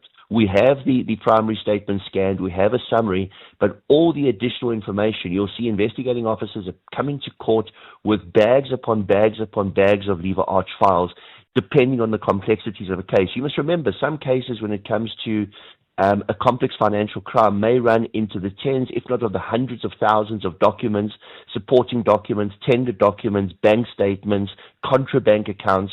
It's just a outdated, archaic system that really needs to be addressed because it's so vulnerable to corruption. I started by asking Dr. de Kock, Chad, that if you're a detective or an officer, an investigating officer working on the cases you've just described, one of the things that must now be clear with these alleged influence and interference is that a case isn't just a case, but that there may be people who have interest in the matter not being concluded. So what happens when an investigator is suddenly pulled from a case or reassigned? What does that mean for the case? And is this how the door is opened for interference by, say, people who have interest in the matter not being concluded? It creates a massive problem. Already our detectives are carrying far too many dockets than they should be carrying. When you have seasoned investigators reallocated to other units, seconded to IDAC, seconded to NPA, etc., their dockets are then allocated to other members who are already working cases that they've been working from the very beginning. Now they're expected to catch up to speed in respect of another matter, not to mention the fact that they're inundated with their own caseload, which is sometimes 2 to 3 times the amount of dockets they should be carrying. So they may not necessarily show a desire or an interest, and that docket gets written dead. It just gets filled in the investigation diary on the C-clip every time there's going to be an inspection, but there's not necessarily work that's done on that docket. Dr. de Kock, we heard yesterday about this chain of people that are involved in these criminal networks and syndicates. There are spotters, there are your actual trigger men, There are the people who issue the instruction. Then there's, of course, the kingpin and somebody who's set at the top of the organization. Do we have any intelligence gathering or profiling of these groups or associations? I mean, surely that kind of thing, in my mind, shouldn't be happening without someone being aware that Network A or Mafia Gang B is on the move, let's say. Well, I think we may not have all of it, but I think there's still a lot of intelligence if we listen to General Bongani. I mean, all of the things that he referred to, lots of that is as a result of intelligence gathering. And he constantly referred to General Khumalo, which is now suspended, but General Khumalo is the head of crime intelligence. And it seems there's quite a lot of activity. And in certain provinces, it seems there are more activity than in others. If we look at KZN, very often police now go to a place where they're going to arrest somebody, some gang, some robbers, and well, sometimes it ended in a shooting. But I mean, there must be intelligence to have that kind of activity. All right, Chad. I mean, on the one hand, I mean, you mentioned yesterday just some of the successes we've seen in recent weeks, in recent months.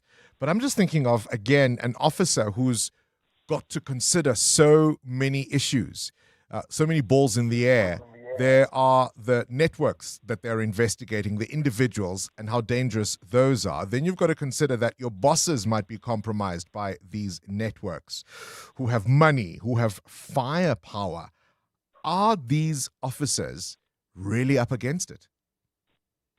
That's a certainty, and I think that's one of the biggest problems we face.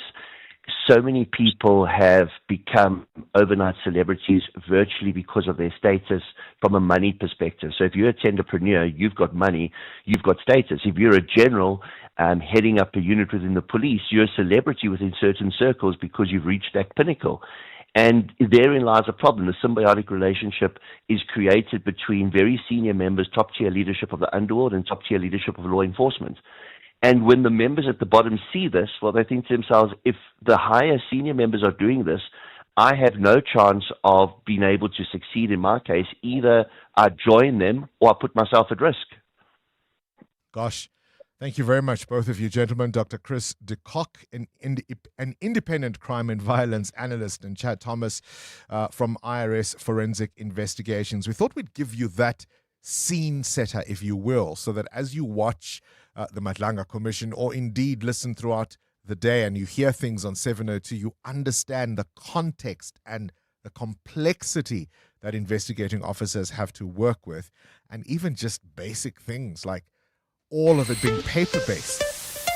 EWN Business.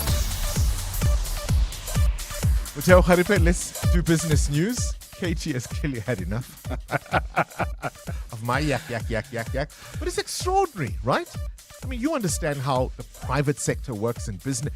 Imagine if all of Standard Bank's documents had to be carried in these arch lever files. Yeah. It's just unbelievable. All right, no relief for consumers this time around. This is the Reserve Bank's decision yesterday.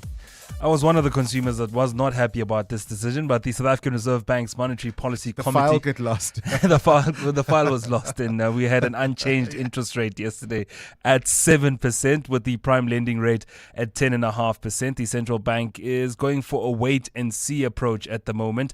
Since September last year, the policy rate has been reduced by 125 basis points, and the MPC says it's now time to assess how those reductions are affecting the economy, how they're also moving inflation in terms of risk. The SARB says it's adjusted its growth forecast from 0.9% to 1.2% for the rest of the year. Decision was split. 2 members at least wanted a 25 basis point cut, while 4 decided on the unchanged number. Oh, come on, tell us. The file with the cut got lost. That's my story, and I'm sticking to it. I mean, listen, we're now seeing job cuts everywhere. you've told us about ArcelorMittal. They're not the only ones, even Coca-Cola beverages. Yeah, drinks giant Coca-Cola Beverages South Africa says it's in talks with worker unions ahead of a company restructuring process. The firm, which employs over 7,000 workers, is set to let go of 680 employees. According to the Business Day, the Food and Allied Workers Union has received a Section 189 notice informing workers about the retrenchments. Coca-Cola Beverages South Africa says it's going through a restructuring process due to evolving industry dynamics. But they're not the only company that's let go of workers this year. Goodyear letting go of around 900 jobs. The mining industry, nearly 7,000 jobs since the second quarter of 2024. But there are other companies, Mercedes-Benz, Ford, Petra Diamonds, Glencore, really shaving off their employees as they try to find answers to this new world. If it's not the higher tariffs, it's the higher electricity prices in the country, logistics failures, lower growth. It's not an environment that's quite conducive for business, but it's not also good that they're letting go of workers. Someone sent me an infographic yesterday. The mining industry, 7,000 jobs in quarter 2 2024. We're seeing potential cuts in the automakers, in mining. We've seen Goodyear, 900 jobs after the Kariga plant closure. You've told us, as I say, about ArcelorMittal, now Coca-Cola. It really is a bloodbath. In that context, then, please tell me your indicators. The rand still steady, 17 rand 36, 20 rand 45 cents against the euro, and 23 rand 52 cents against the British pound. Price of gold at $3,658 an ounce, or platinum. It's a little lower this morning at $1,390. Brent crude at $67.32 a barrel. I'll have more business for you after 8. 7:33 time check. Let's go straight to the news desk. And Mbali Dlamini, tell us what you got. Thanks, Bongani. Good morning. The Gauteng High Court has granted the NPA's asset forfeiture unit the permission to seize 4 million rand linked to an unlawful diamond investment scheme. The scheme is allegedly operated by Louis and Desiree Liebenberg, who are the sole directors of a company which forms part of Forever Diamonds. According to the NPA, Zenocare lured people to invest in non-existent diamond parcels with the promise of a lucrative short-term return. The company also made payments to Eskom towards mining-related activities and kept the rest of the profits made from the fake diamond scheme. Gauteng NPA spokesperson Lumka Mahanjan. Funds will be paid into the asset recovery account, ensuring that the proceeds of crime are redirected to the state to strengthen the fight against crime and corruption. This matter forms part of a broader investigations into the Forever Diamond and Gold Group, its directors and associated entities. To the Western Cape now, where Mobility MEC Isaac Sileku says his door remains open in a bid to quell tensions in the taxi industry. Route closures between Mfuleni and Khayelitsha to Somerset West were put in place from Wednesday for a period of 30 days to curb the recent taxi-related violence. At least 10 operators and commuters have been shot dead or injured in attacks in the recent weeks linked to a dispute over the routes between taxi associations Kata and Kodeta. Earlier this week, 6 minibus taxis were impounded for illegally operating on the closed routes. Sileku says since Wednesday's shutdown, routes have been relatively calm with no incidents reported. We have increased the capacity of alternative transport, Golden Arrow buses in particular. This ensures that commuters are mobile and able to get to their destinations. The deployment of law enforcement agencies remains in place. Sileku says they will continue to monitor the enforcement of measures. I once again would like to reiterate that no commuter along these routes has been and will be left stranded during this period. My door remains open for dialogue with the two affected associations to resolve this impasse and reach sustainable resolution. Let's stay on the roads in the Western Cape. Cape Townians who want to have an input on proposed amendments to traffic bylaws have a month to do so. From today, the municipality is considering adding more traffic violations to existing bylaws that will see errant motorists having their cars impounded. Some of the new infringements include driving a car with an expired license disc beyond the 90-day period, cutting into a lane immediately after passing a car, and being overloaded by more than 3 passengers. Safety and Security MMC JP Smith says the amendments are as a result of persistent complaints of bad driver behaviour in the Cape Town Metro. The impoundment provisions we previously used were limited to the National Land Transportation Act. So we used the provisions in the national legislation to effect the impoundments. We are now making provisions that apply to all road users. It is not targeting any particular category of driver. It is applying to all road users, public and private, from the e-hailing vehicle to the minibus taxi to the truck driver to the private road user. And US President Donald Trump has described his second state visit to the UK as a success. Trump says a number of issues were discussed, including migration, with Prime Minister Keir Starmer. During a media briefing, Trump suggested that Starmer could use the military to stop illegal migration. He says the UK is facing migration challenges that are similar to those of the US, with migrants crossing the English Channel in small boats. Since his return to the White House, Trump has stepped up deportations and cracked down on unlawful border crossings. I told the Prime Minister I would stop it, and it doesn't matter if you call out the military, it doesn't matter what means you use, but it's going to destroys countries from within. And we're actually now removing a lot of the people that came into our country. It's a very hard chore. We were given a very, very bad hand. A fine Friday in store for Gauteng today. Lows of between 5 and 10 degrees and highs of between 28 and 29.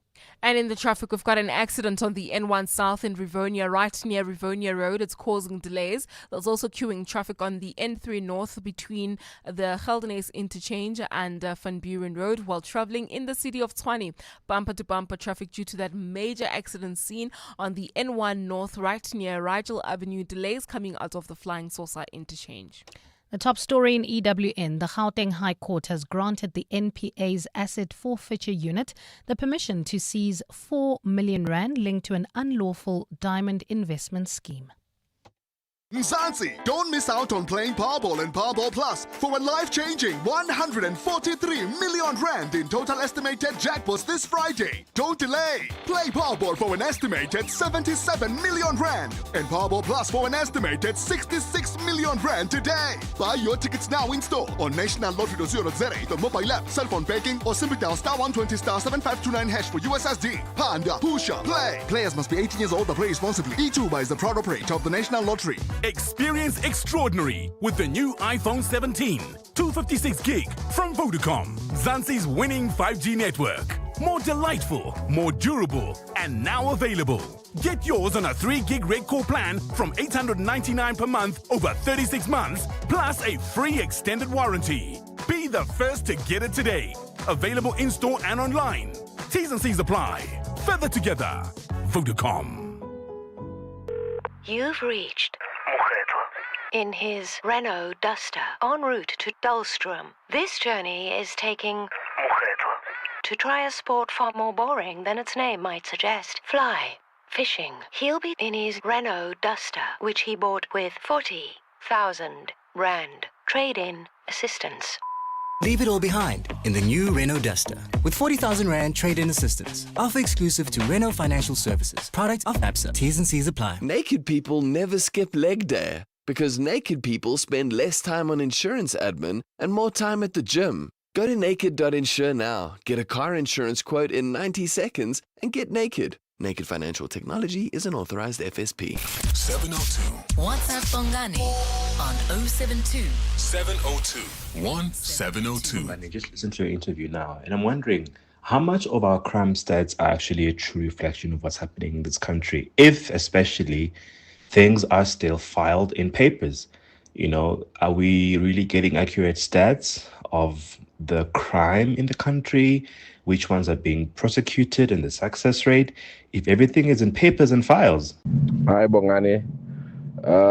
On the case dockets that get lost, this I'm referring back to 2009. I formed part of a team where we wanted to digitize the docket system throughout the country. And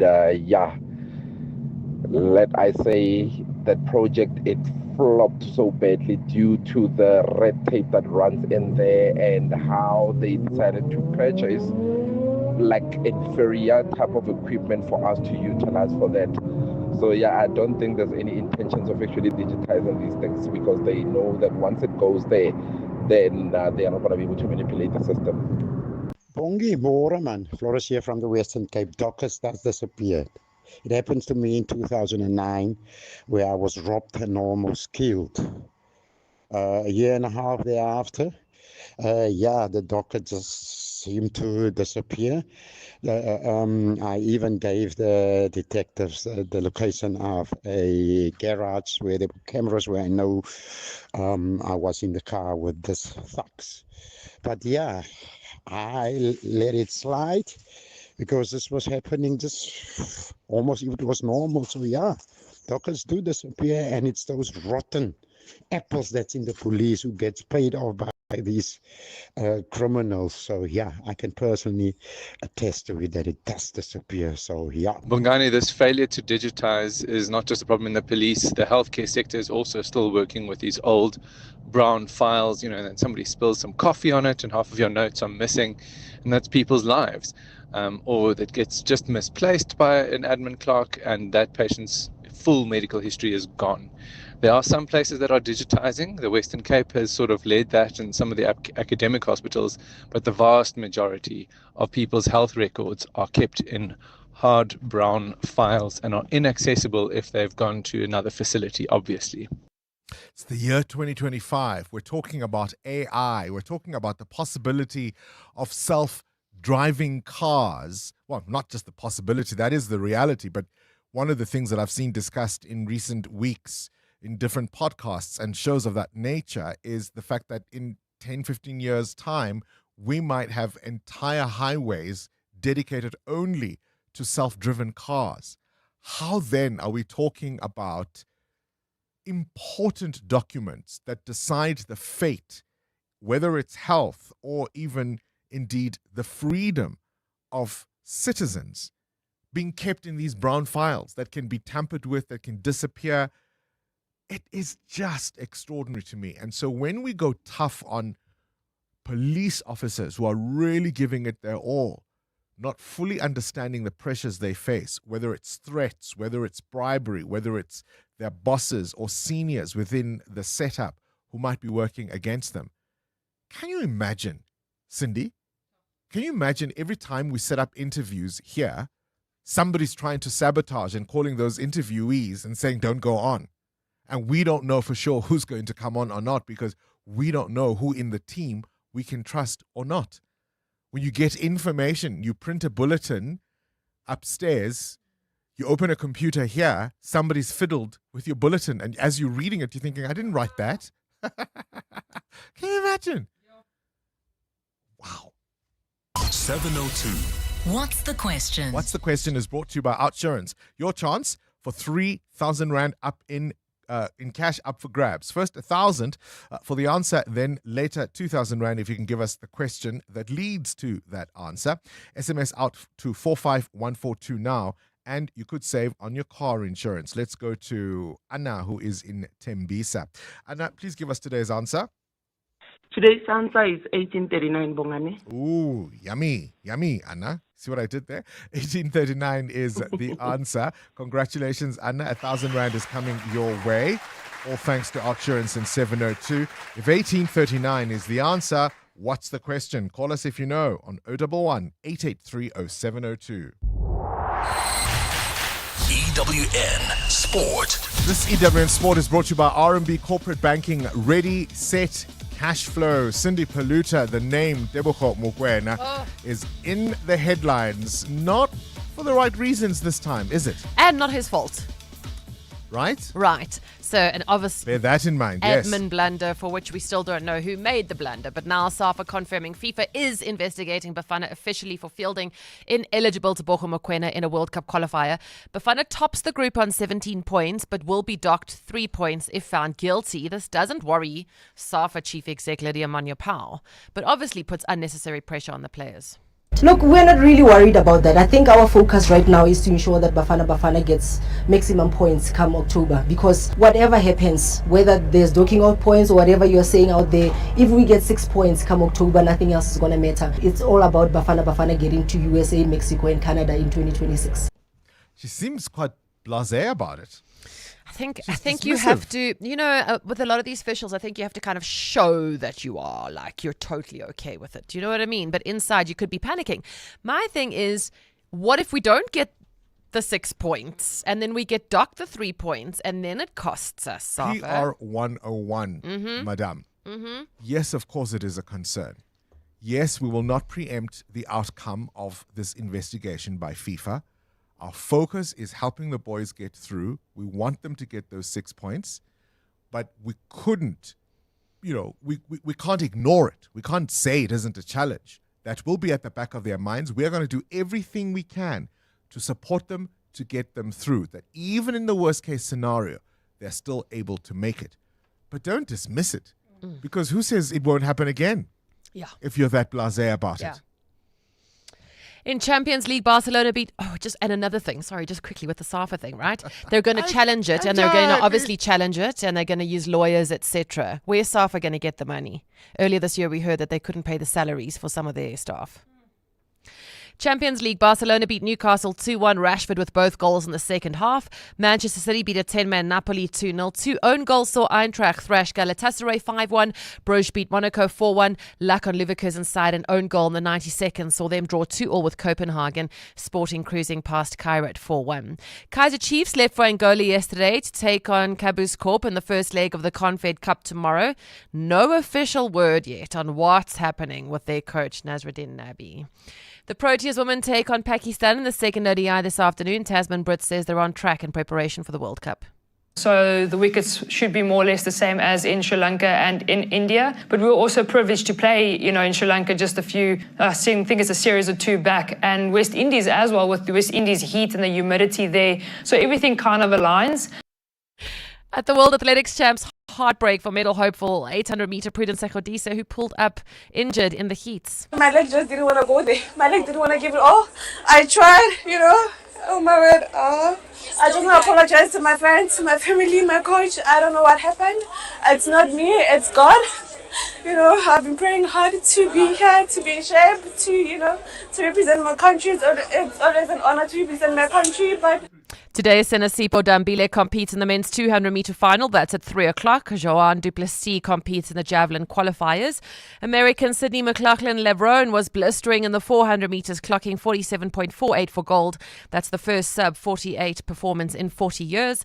And a huge weekend of rugby ahead. The Currie Cup final tomorrow afternoon at Ellis Park. The Lions are hosting the Griquas. Kickoff is at 3.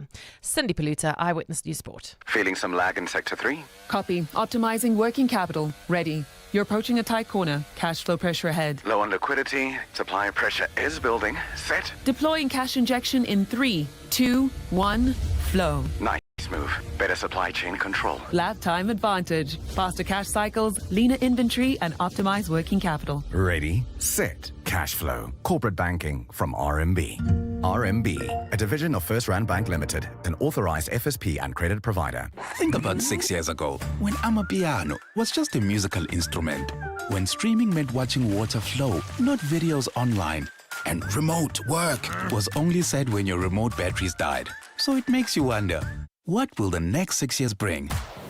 Hino trucks now come standard with a 6-year drivetrain warranty, covering everything from pistons to gears. So although a lot can change in 6 years, our warranty promise won't. T's and C's apply. Hino, all the way. Insurance pulls you in. Pineapple pulls you under. Insurance. Pineapple. Insurance. Pineapple. Pineapple FSP 48650 is underwritten by Omart Insure Limited, a licensed non-life insurer and authorized FSP. Hollywood Bet Aziz Shege.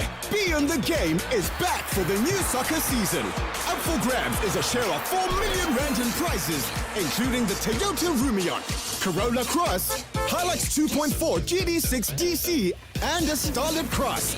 To qualify, bet 10 rand or more on any soccer fixture or fixtures for your chance to score big. Bet now. T's and C's apply. Hollywood Sportsbook is a licensed betting operator. No persons under the age of 18 years are permitted to gamble. Winners know when to stop. South African Responsible Gambling Foundation toll-free counselling line 0800 006 008 or WhatsApp HELP to 076 675 0710. EWN Traffic. EWN Traffic is brought to you by the new Opel Grandland. With smart tech and striking design, it's German engineering on a grand scale. Test drive one today at your nearest Opel dealer. Delays in the capital, Amo? Yes, that's correct, Bongani. Due to that major accident seen on the N1 North, it happened right after Rajal Avenue. Delays are as you come out of Botha Avenue at this particular moment through the Flying Saucer interchange. And if you're traveling on the southerly direction of this route, do expect delays coming out of the Proof Plus interchange towards the scene. If you are traveling on the R21 North, the same scene will affect you towards the Flying Saucer turn off. And then, of course, we've got inner city delays like in Irene, along Nelmay Pearson Main Road, faulty traffic lights there. However, heading towards the Fountains Valley, do expect delays on the N14 North approaching Euphues Road. There's also queuing traffic around the Fountains Circle. This is due to another accident seen reported right on Christian de Wit Avenue, causing those massive queues. So please be on the lookout there. In Joburg, we've got some issues on the Mike 1 North between Boysons Road and Empire Road due to an accident after Jan Smuts Avenue. Do expect delays there. More updates coming up. Stay tuned. There's more EWN on air, online, and on the EWN app. Don't ever settle for great. You know that great feeling after nailing a big presentation? Imagine upgrading that. I'm talking driving home with your car's massage seats, practically high-fiving your bum. Headlights so bright, you feel like the star your boss said you were. Arriving home, making an entrance, grander than your slide transitions. Go grand in the new Opel Grandland. Designed and made in Germany. Visit opel.co.za for more. Opel Grandland. 702. What's the question? For 2,000 Rand in cash, thanks to Outsurance, please tell me what's the question. If the answer is 1839, let's go to Ligodimo Dimo. What's the question? The question is, on what day did George Cadbury, the English philanthropist and co-founder of Cadbury Chocolate, born? Gave us Top Deck, gave us Whole Nut, gave us Fruit and Nut. Which one is your favorite? The Top Deck. The Top Deck. Yeah, I can see it. Congratulations, my friend. 2,000 Rand in cash, all thanks to Outsurance and 702. You can buy as many Top Decks as you want, eh? All right, thanks, my brother. Today, on this day in 1839, George Cadbury took a struggling family business, rebranded it, started the Cadbury Brothers, and it led, of course, to the global behemoth that makes all those delicious chockies today. You are the poster child, the biggest saver we've ever had. I decided that I would contact Outsurance and let them work out what they could do for me. Yeah. And lo and behold, big saving. 2,794 Rand a month. That's over 33,000 Rand a year. And it was the easiest switch ever. Real people helping real people get real deals. Go to outsurance.co.za now for a 10-minute quote that could save you thousands. Licensed insurer and FSP. T's, C's, and information online. 702. 702. What's gone viral? With Kabazela. Kabazela. Good morning to you, Burley. Do you know how to cook rice? I hate cooking rice, to be honest Why? with you. Because it's a pain. You've got to wash it first and rinse it under the tap. And then when they say the water runs clear, then it's ready to be put into the pot. And then you've got to put so much water in.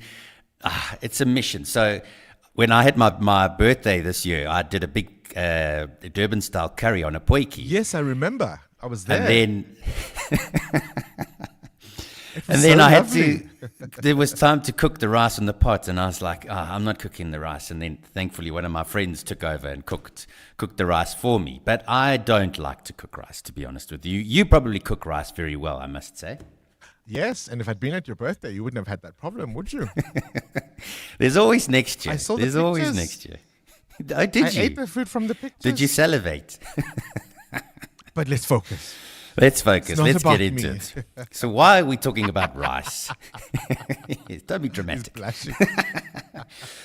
So this video is on TikTok. This guy is called the Rapping Chef. And if you struggle to cook or to do anything in the kitchen when it comes to cooking, he's your guy.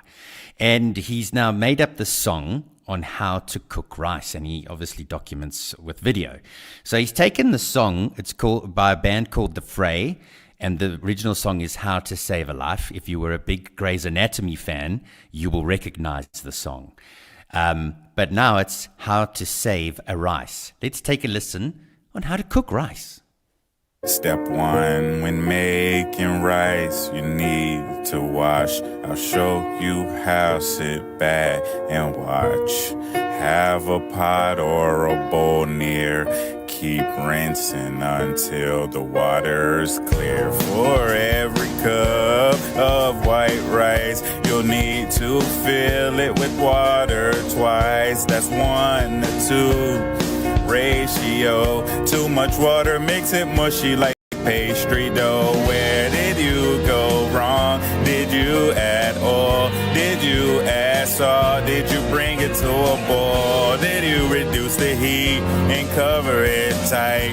Now you know how to make the rice. Rap the chef made it. Some people have too much time on their I'd say what hands, I eh? struggle to make is pap. I have never cooked pap, I must say. I seriously, I think we had one of those competitions and we had somebody who's invented a pap maker, and I still want to get my paws on one of those, because it's one of those things that, for all my boasts about my abilities in the kitchen, I can't make pap. So let's put it out there. What is that one thing, that one dish you love to make, but you've had disasters every single time and you still struggle to make? That's what's gone viral with Kabazel. EWN Traffic. This Eyewitness News Traffic is brought to you by Outsurance in partnership with 702. Amo?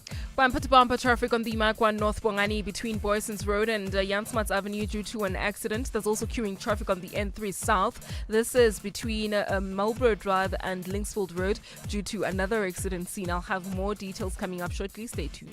There's more EWN on air, online, and on the EWN app. 20 years ago, you were driving to the venue where you exchanged your vows, right? Well, 20 years ago, the Outsurance pointsmen were still on the roads, easing traffic congestion. So whether you're a client or not, we've all been getting something out. Show Outsurance pointsmen some love this month and celebrate this 20th anniversary using hashtag pointsmanlove in proud partnership with 702, a licensed insurer and FSP. 702. 702. Feedback. With Rupfiwa Kone. Rupfiwa Kone, Yeah, bo. is there any dish that defeats you? Oh, wow. I'm very experimental in the kitchen. I watch a lot of videos to make sure that my dishes come out right. Which is the one? I don't really want. I don't think there's a dish that has defeated me. Nothing. And it might seem like I'm bragging, but I pay that much attention to my cooking because it's for my family. You are being notorious. What feedback do you have for us? Yo, Bongani, listeners have been responding to the second day of the Madlanga Commission of Inquiry. They seem to be really, really impressed with Mkwanazi, the way he is breaking down each and every detail and question that is posed to him. He is not mincing his words. He is confident about what he says. And he's name dropping. He's name dropping dropping. He's talking about people that were not supposed to have certain types of information, or Adams accessing and exposing classified crimes, crime intelligent information, and undermining the investigation. And listeners are just really overall impressed with the fact that he is confident in himself and in what he is telling us. But of course, it raises all sorts of questions about how some of the things he is alleging were even possible to begin with. I think my takeaway from the earlier conversation was this issue of the failure to digitize our systems. It seems extraordinary when we are so ready for advanced AI that we're still walking around with those dirty brown files with such crucial information that can go missing easily. Well, today is day 3, isn't it? It's 8 o'clock. This is EWN. KZN Police Commissioner to continue giving evidence today, and the elderly still severely affected by water issues in Westbury.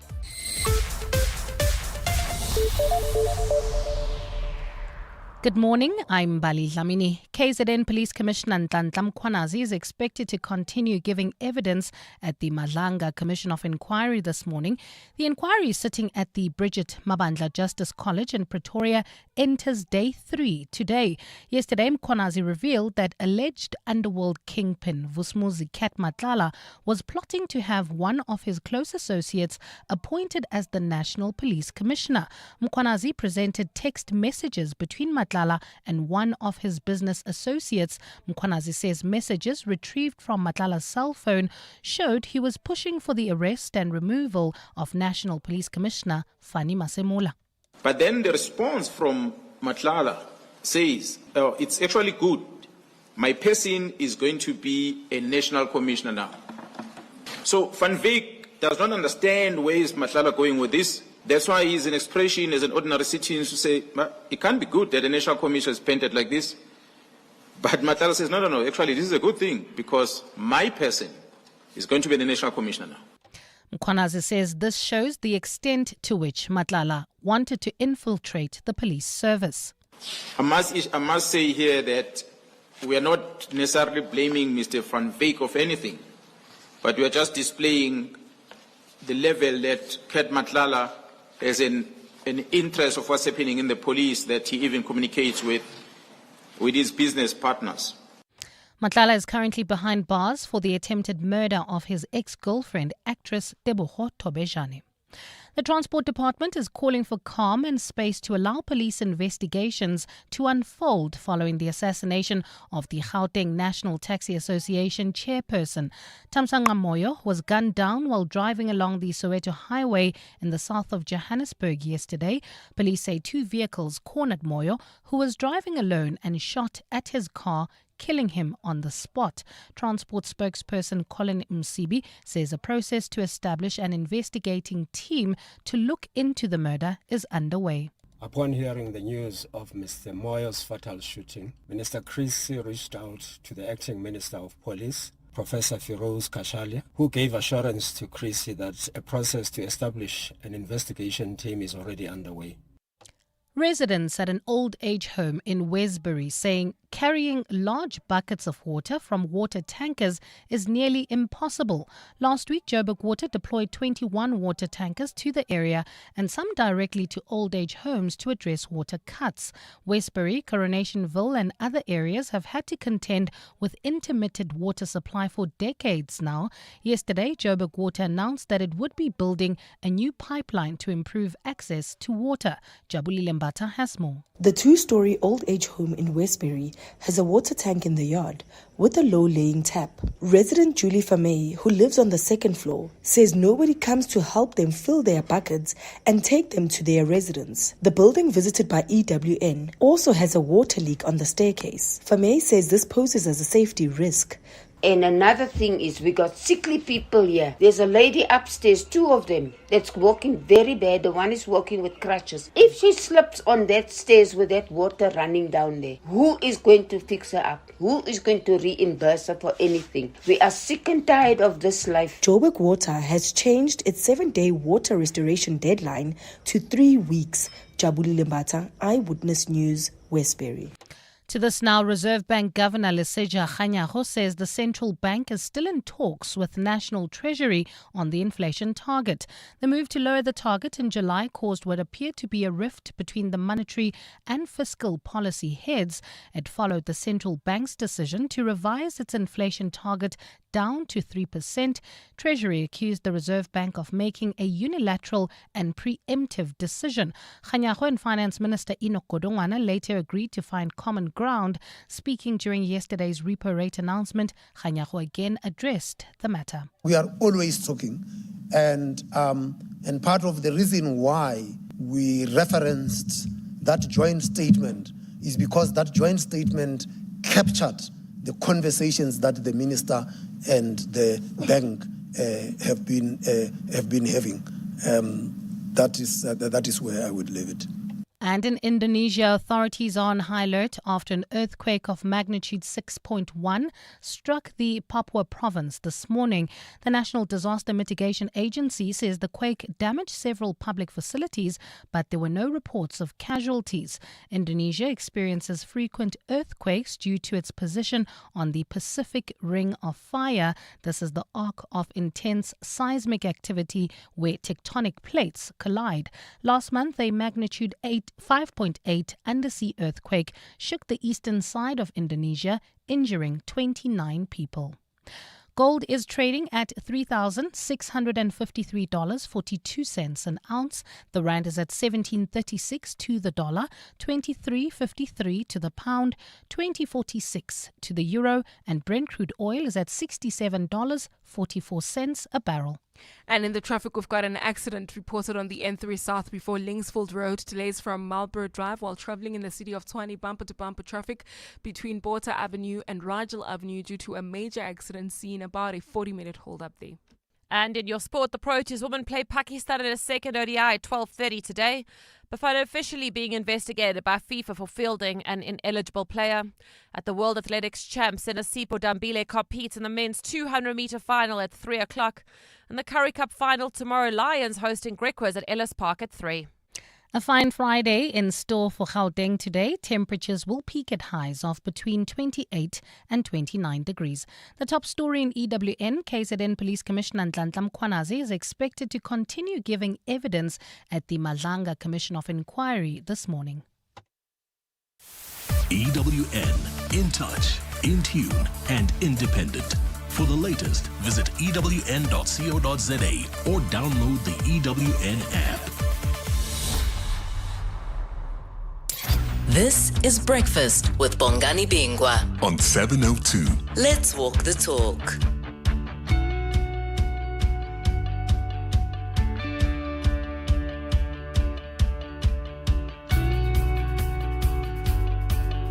Day 3 of the Madlanga Commission of Inquiry begins this morning. They are, of course, at the Brigitte Mabandla Justice College in Pretoria. So many intense allegations made yesterday, one of which was an investigation that had been conducted by News 24, where they looked into, I think it was one of the girlfriends of Kat Matlala, this woman on Instagram, posing in front of these, I think one of the vehicles is worth 4 million rand or something like that. What is it? A Maybach. Is that what you call it, Mateo? Am I saying it incorrectly? Not familiar with the picture, but it must be a Maybach. There's a car called a Maybach. Yeah. No, she's posing in front of one. In another video or story, she's in a car fitted with blue lights. And she calls herself Mama Cat and she takes these selfies. News 24 did that investigation. I retweeted Jeff Wicks yesterday. You can check it out on my X. But it was quite extraordinary that General Mkhwanazi says some of these personal vehicles supposedly belong to the Ekurhuleni Metro Police Department, or at least there are links to the EMPD. Have a listen. His personal vehicles were registered by the Deputy Chief of Police at Guruleni, that is Major General Mkwanazi. He facilitated the registration of these Mr. Mahlala's vehicles under the municipality as if they are municipality official vehicles, utilizing the funds from the municipality of Guruleni. The vehicles, when you test them on the system, they reflect as if they belong to municipality. It did not end there, commissioners. He took these vehicles and he caused the municipality to take the blue lights that belongs to municipality. The blue lights are supposed to be for the law enforcement vehicles within municipality, and he fitted those blue lights in these vehicles. What service? What maintenance? New tires? Metro Police must sort it out. Servicing the car? They must sort it out. I mean, I would imagine things like fuel as well. Why wouldn't they? Isn't that extraordinary? He went on to give us some more yesterday. What he stated under oath, commissioners, is that on the 6th of December, the day where Mr. Mlife was arrested, he reported on duty, and while he's on duty, he received a phone call from Mr. Mlife, who was complaining about a suspicious vehicle that was parked on the street next to his house. And he immediately proceeded to Mlife's residence, and he fetched Mr. Mlife, and they drove to the vehicle that Mlife was suspended. And he took note of the car's registration number. And with the use of the ACPS system available to him, the system that he has an access to, he then used that to check the registration number of this vehicle in order to establish who is the owner of the vehicle. And then he informed Mr. Mlife that the vehicle is a police vehicle, and after that they drove back with Mr. Mlife and he dropped him off at his home. So in this one, he's giving evidence about a murder accused, right? The businessman turned murder accused, Katiso Katie Mlife, who sees a car he thinks is suspicious outside his house. He then goes to the Johannesburg Metro Police Department officer, Johannes Mogadle, to say, why is that car outside my house? Who is that? Which officer then runs the plates of the vehicle and tells Mlife, this is the car, this is to whom it is registered, this is who is standing or parked outside your house. Again, using police resources.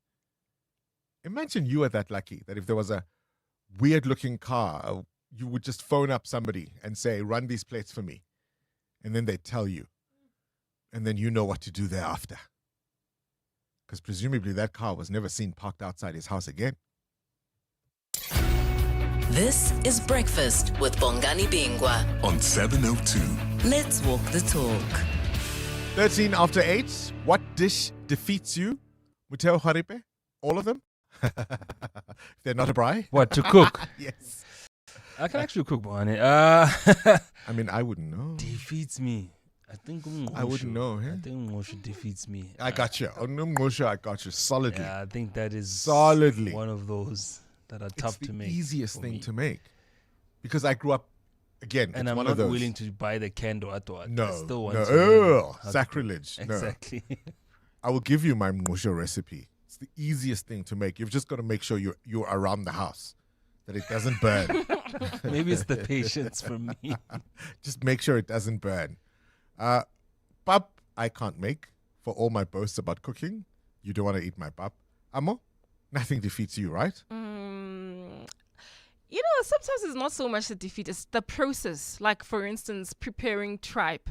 The cleaning process of it is what tires me. So by the time you add have that to one too, cook it, to my list. Oh, it's just so tedious, you know. But I love it. I love eating it with pap and a little bit of cayenne pepper. But the process of just making sure that it comes out nice and soft, it's just so hard. Sweetie, I love it finished. Me too. I don't want to clean it. I don't want to smell it uncooked, preferably. No. But it must be ready and just Sorted. serve it to me. Yeah. Seilerit. That's the one thing I struggle with. But everything else, I think I'm good. And thanks to social media, YouTube, TikTok, Instagram, there's many people who I follow who cook quick meals. And it's ready to go, and it's easy to follow, like something that you can see on video, as opposed to reading a recipe on a recipe book. What's gone viral? Kabazela wants to know, what is that one dish that still defeats you? Hi, Bongani. This is Loazi in Lyndhurst. Hi, Maki. Call me Ndimeme to come and help you. I'll turn you into a pro of making bap. It's not as difficult as you think it is. Just invite me over. It's a walk from my place to yours. And yeah, we can do this thing. You know, when it comes to rice, people cook it with different styles and everything. But I never understand what is the need to rinse rice before you cook it. Before, like it comes out of the plastic bag, you need to rinse it first. You're going to rinse it after cooking, but why do you need to rinse it before? Like, that's one thing I never understood about how people make rice. I don't rinse it before.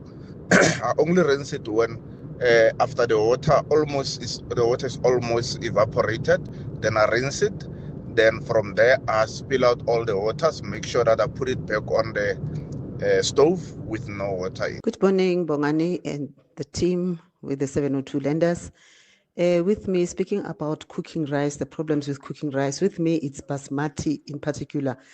I can't, it doesn't hold water in the pot. The water always spills out and it makes a mess around the stove. Even if I lower the heat, I don't actually get it right. So maybe the 702 lenders can assist me on how to cook it properly so that it doesn't make a mess on my stove. And I love the basmati.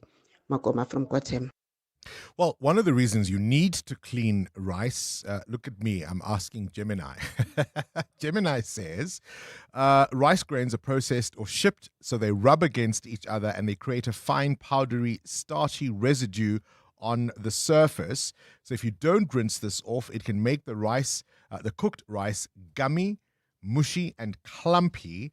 And rinsing the rice until the water runs clear ensures a fluffier texture with separate, distinct grains. It's especially important for long grain varieties like basmati or jasmine rice, where a light, fluffy texture is desired. And of course, it being an agricultural product, it can contain dust, dirt, debris, or even small rocks that were not fully removed during processing. So a thorough rinse helps to wash away those unwanted impurities. Maybe there's your answer, hey? EWN Traffic. A girl who always rinses her rice, Amo. 17 after 8. What's happening on the roads? Well, we've got delays on the N1 North in the city of Tshwane due to that major accident seen near Rigel Avenue. Delays from Botha Avenue. There's also queuing traffic along the N14 North heading towards Fountains Valley. Just as you approach Euphus Road, please be on the lookout there while traveling on the Makwa North. This is now in the Joburg area. We've got delays between Gold Reef City area and Braamfontein. Please be on the lookout there and continue driving with K. More updates coming up. Stay tuned. There's more EWN on air, online, and on the EWN app. This is Breakfast with Bongani Bingwa on 702. Let's walk the talk. 18 after 8, and the G20 correspondence desk on 702 is proudly brought to you by RMB and FNB, divisions of First Rand Bank Limited. We've got the lovely Nokanya Mtambo, as always, to guide us through as we build up to this very important summit. South Africa's G20 presidency, as you'll know, would be a moment, of course, to put the spotlight on Africa and how this continent can shape global priorities: equality, education, sustainable growth. We're going to see world leaders here, change makers, innovators. All of these discussions, both at the actual summit and in the build-up, are super, super important. It's hosted in Africa for the first time. This year's G20 summit focuses on solidarity, sustainability, and equality. Nokanya, very good morning to you. Happy Friday. Happy Friday. A very good morning to you, Bongani, to the people that are listening to us on the airwaves, on the app. Where else do they listen to us on? YouTube? YouTube. Good morning. Oh, hello, YouTube. Oh, look at you. Listen, it's 64 days to go. Yeah. It's fast approaching. I remember when we first started the RMB G20 B20 desk, it was 100 plus days. But we're starting to get a lot closer to it now with those meetings. Yeah. So here's the question. Do we have the money to do this? It's a very expensive exercise, Bongani, as you can imagine, because there's so many meetings that are being held across the country throughout the course of the year. It's not just the big summit itself that's happening in November that's going to be costly, but think about logistics in terms of the travel costs for all of the delegates in South Africa, accommodation, all the logistics, but also sprucing up the city. I mean, approaching, Grayston, you can see the spring changes. cleaning. Yes, that's happening. We So were all told, of that. We were told about the G20 routes, but who pays, apart from sprucing up the city, in terms of the accommodation, I imagine some of these officials will need specific security requirements. Who foots that bill, the host country or the visitors? It's the host country on the part of us for the most part. So there was 700 million, if I'm not mistaken, that was put aside by government for this. And then, of course, there's a contribution from the private sector as well. But already we're talking about a shortfall of more than 150 million rand to cover all of these costs. And so government is going to have to find the money, speak to private sector as well in terms of trying to cover that shortfall. So guess who's starting to have FOMO? Who? Donald Trump. Is he? Well, what did he say? The US can't afford not to be represented.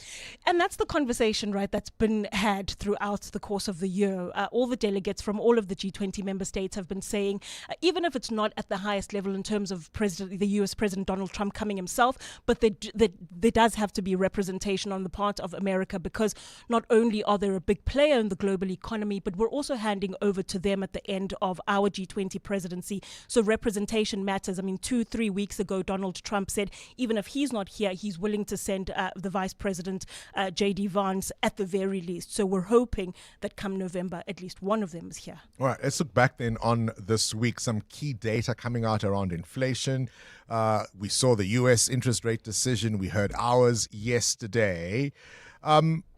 These are obviously going to be also part of the G20, certainly the finance track, I would imagine. Absolutely.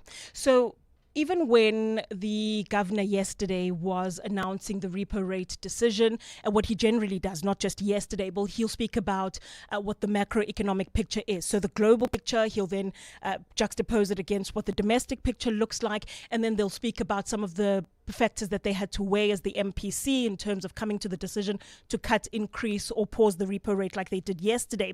So when we look at the global picture, then he said, even though there are still some issues, the global tensions, the geopolitical tensions, the trade disruptions, the governor seems still to be optimistic that global growth is still, holding up just fine, and that, the volatility is starting to subside a little.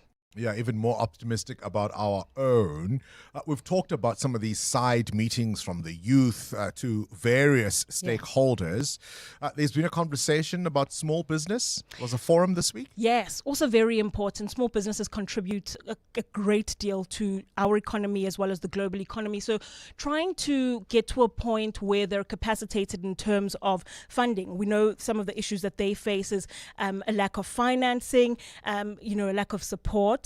And so those conversations were about how we then bridge the financing gap and the regulatory environment, which is quite complex. So making sure that they're licensed properly, they're compliant in terms of taxes and so on. So speaking to that and how exactly the G20 can also, address those issues when it comes to small businesses. Can I tell you something? Tell me. You're so fantastic at this. You make it so easy, so digestible. So understandable. Our eye keeping an eye on the G20 as we build up, of course, just over 60 days to go. This year's summit hosted on the African continent for the first time. And Okanya is going to keep bringing you news and insights before and during the summit. The G20 Correspondence Desk, brought to you by RMB and FNB, proud sponsors of this year's G20 Summit. RMB and FNB are divisions of First Rand Bank Limited, an authorized financial services and credit provider. 702. The World View with Adam Gilchrist. All right, let's focus on news from elsewhere in the world. Adam, a very good morning to you. The Macron's suit against Candace Owens, this is not going away. No, indeed, it'll be pursued in court in America, unless I guess there's an enormous backtrack and an apology coming from Candace Owens. She's the black conservative commentator who has made some extraordinary claims in the past, including about how Jewish people carry out special feast days, feasting on the blood of Christians, stuff like that. And because she's an influencer, she makes outrageous claims and people are drawn to listen to them. So her outrageous claim that Brigitte Macron, the wife of the French president, is basically a trans woman, that she was born male. Those claims, to some extent in the modern world, you think, oh, does it matter? If you're a woman, a trans man, what does it matter? It matters to the Macrons. And indeed, their lawyers have said it's incredibly upsetting and a distraction for the French president himself. So Brigitte Macron is now set to go to court with husband and prove it. They are going to produce, we think, photographic and scientific evidence. Think about having to do that for yourself just because somebody several thousand kilometers away makes some outrageous claims about you. That's quite tricky, isn't it? Candace Owens is a horror of a human being, and that's where I will leave it. Talk to me about the Australian mega nappy problem. Yes, here we go. We've got beetle larvae that have been found lurking in babies' nappies in Australia. Specifically, we're okay, you're okay. Capra beetle larvae, though. And how they found themselves into packs of nappies is beyond anyone's idea, but it's an uncomfortable thing for babies and parents. But worse, this is a beetle, the Capra beetle, that could potentially devastate the Australian economy. Australia is geographically isolated, which always puts a bit of an extra pressure on any pests that go in because they haven't grown up organically, as it were. Therefore, they don't have any predators. There's no way of defeating them organically. And this particular beetle loves to chomp through wheat, oats, barley, any kind of grain, and to such devastating effect. If it took hold, the estimate is it would cost the Australian economy 15 billion Australian dollars, 170 billion rand. You can see why they are tracking down those nappies and removing them fast from the shelves. Gosh, a long lost Scottish castle, Adam? Yes, there might be a few, but I guess the deal with this is it's very remote. We're talking a Hebridean island, the Isle of Islay, but it's actually a little tiny island off the Isle of Islay where there was a fortress built in the 15th, 16th century, that sort of time, and the fortress had fallen into rack and ruin. But beneath the fortress, archaeologists and historians have now found the remnants of what they believe was a royal castle. So we're talking west of Scotland royalty, pushing 700, 800 years ago, classic courtyard, kitchen, great hall for feasting, all just there, but nobody knew it was there because it was underneath the remnants of another fortress. I'm looking it up. I have to say, Bongani, the Gilchrist clan happens to originate from that part of Scotland. So you can call me the king of Finlagan if you like. I have cousins whose origin is Scottish, sailors shipwrecked off the Eastern Cape Coast in the 19th century. So maybe there's a slight connection there, Adam. Who knows? We might even be relatives. I might be fighting your cousins for the title. That's the other thing. We'll see what happens. We'll leave it there for this morning's Worldview. EWN Business. All right, let's wrap up the morning's business news. Muteo Khoripe, Eskom and African Bank get over the first regulatory hurdle for home loan book sale. Tell me more. Yeah, the Competition Commission has recommended that the tribunal approve the proposed transaction between African Bank and Eskom. So the lender has made a bid for Eskom's 5.7 billion rand home loan book. If you didn't know, Eskom did have a home loan division. Through its finance company, Eskom offered home loans to its own employees with installments then deducted from their salaries. Now, in July of 2025, Eskom announced that the EFC and African Bank had signed sales agreements satisfying key conditions for for the sale. Now, the National Treasury had required the sale of Eskom's home loan business as part of a condition during the 250 billion Rand debt transfer bailout in 2023. So the agreement was that Eskom will sell some of its assets so it can pay back the money. Just focus on the lights. Just focus on the lights. Leave other things.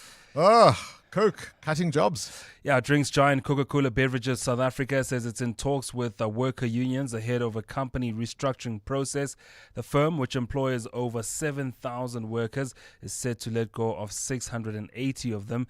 According to Business Day, the Food and Allied Workers Union has already received Section 189 notices informing workers about the retrenchments. The company says the restructuring process is due to evolving industry dynamics. Your indicators? The Rand at 17 Rand 37 against the US dollar, slightly weaker now at this hour, 20 Rand 45 cents against the euro, and at 23 Rand 53 cents against the British pound. Price of gold at $3,652 an ounce, or platinum is at $1,384. Brent crude at $67.24 a barrel. I'll bring you more business this afternoon. Exactly 8:30 your time. Coming up, of course, we're going to tell you what you can expect at the DSTV Delicious International Food and Music Festival. If you don't yet have your tickets, I don't know what you're waiting for. But Bali Dlamini, let's begin in the courts. Thanks, Bongani. Good morning. The former Umzimkhulu municipal manager accused of ordering the hit on ANC politician Sindiso Magaqa returns to court for closing arguments in his bail application today. Stanley Skosana was rearrested in July for Magaqa's murder following further investigations by the Political Killings Task Team. Magaqa was shot near a spaza shop in Umzimkhulu back in 2017. He died in hospital in September the same year. Nhlanhla Mabaso reports. The state in this high-profile murder case will today argue why the accused Stanley Skosana must be denied bail.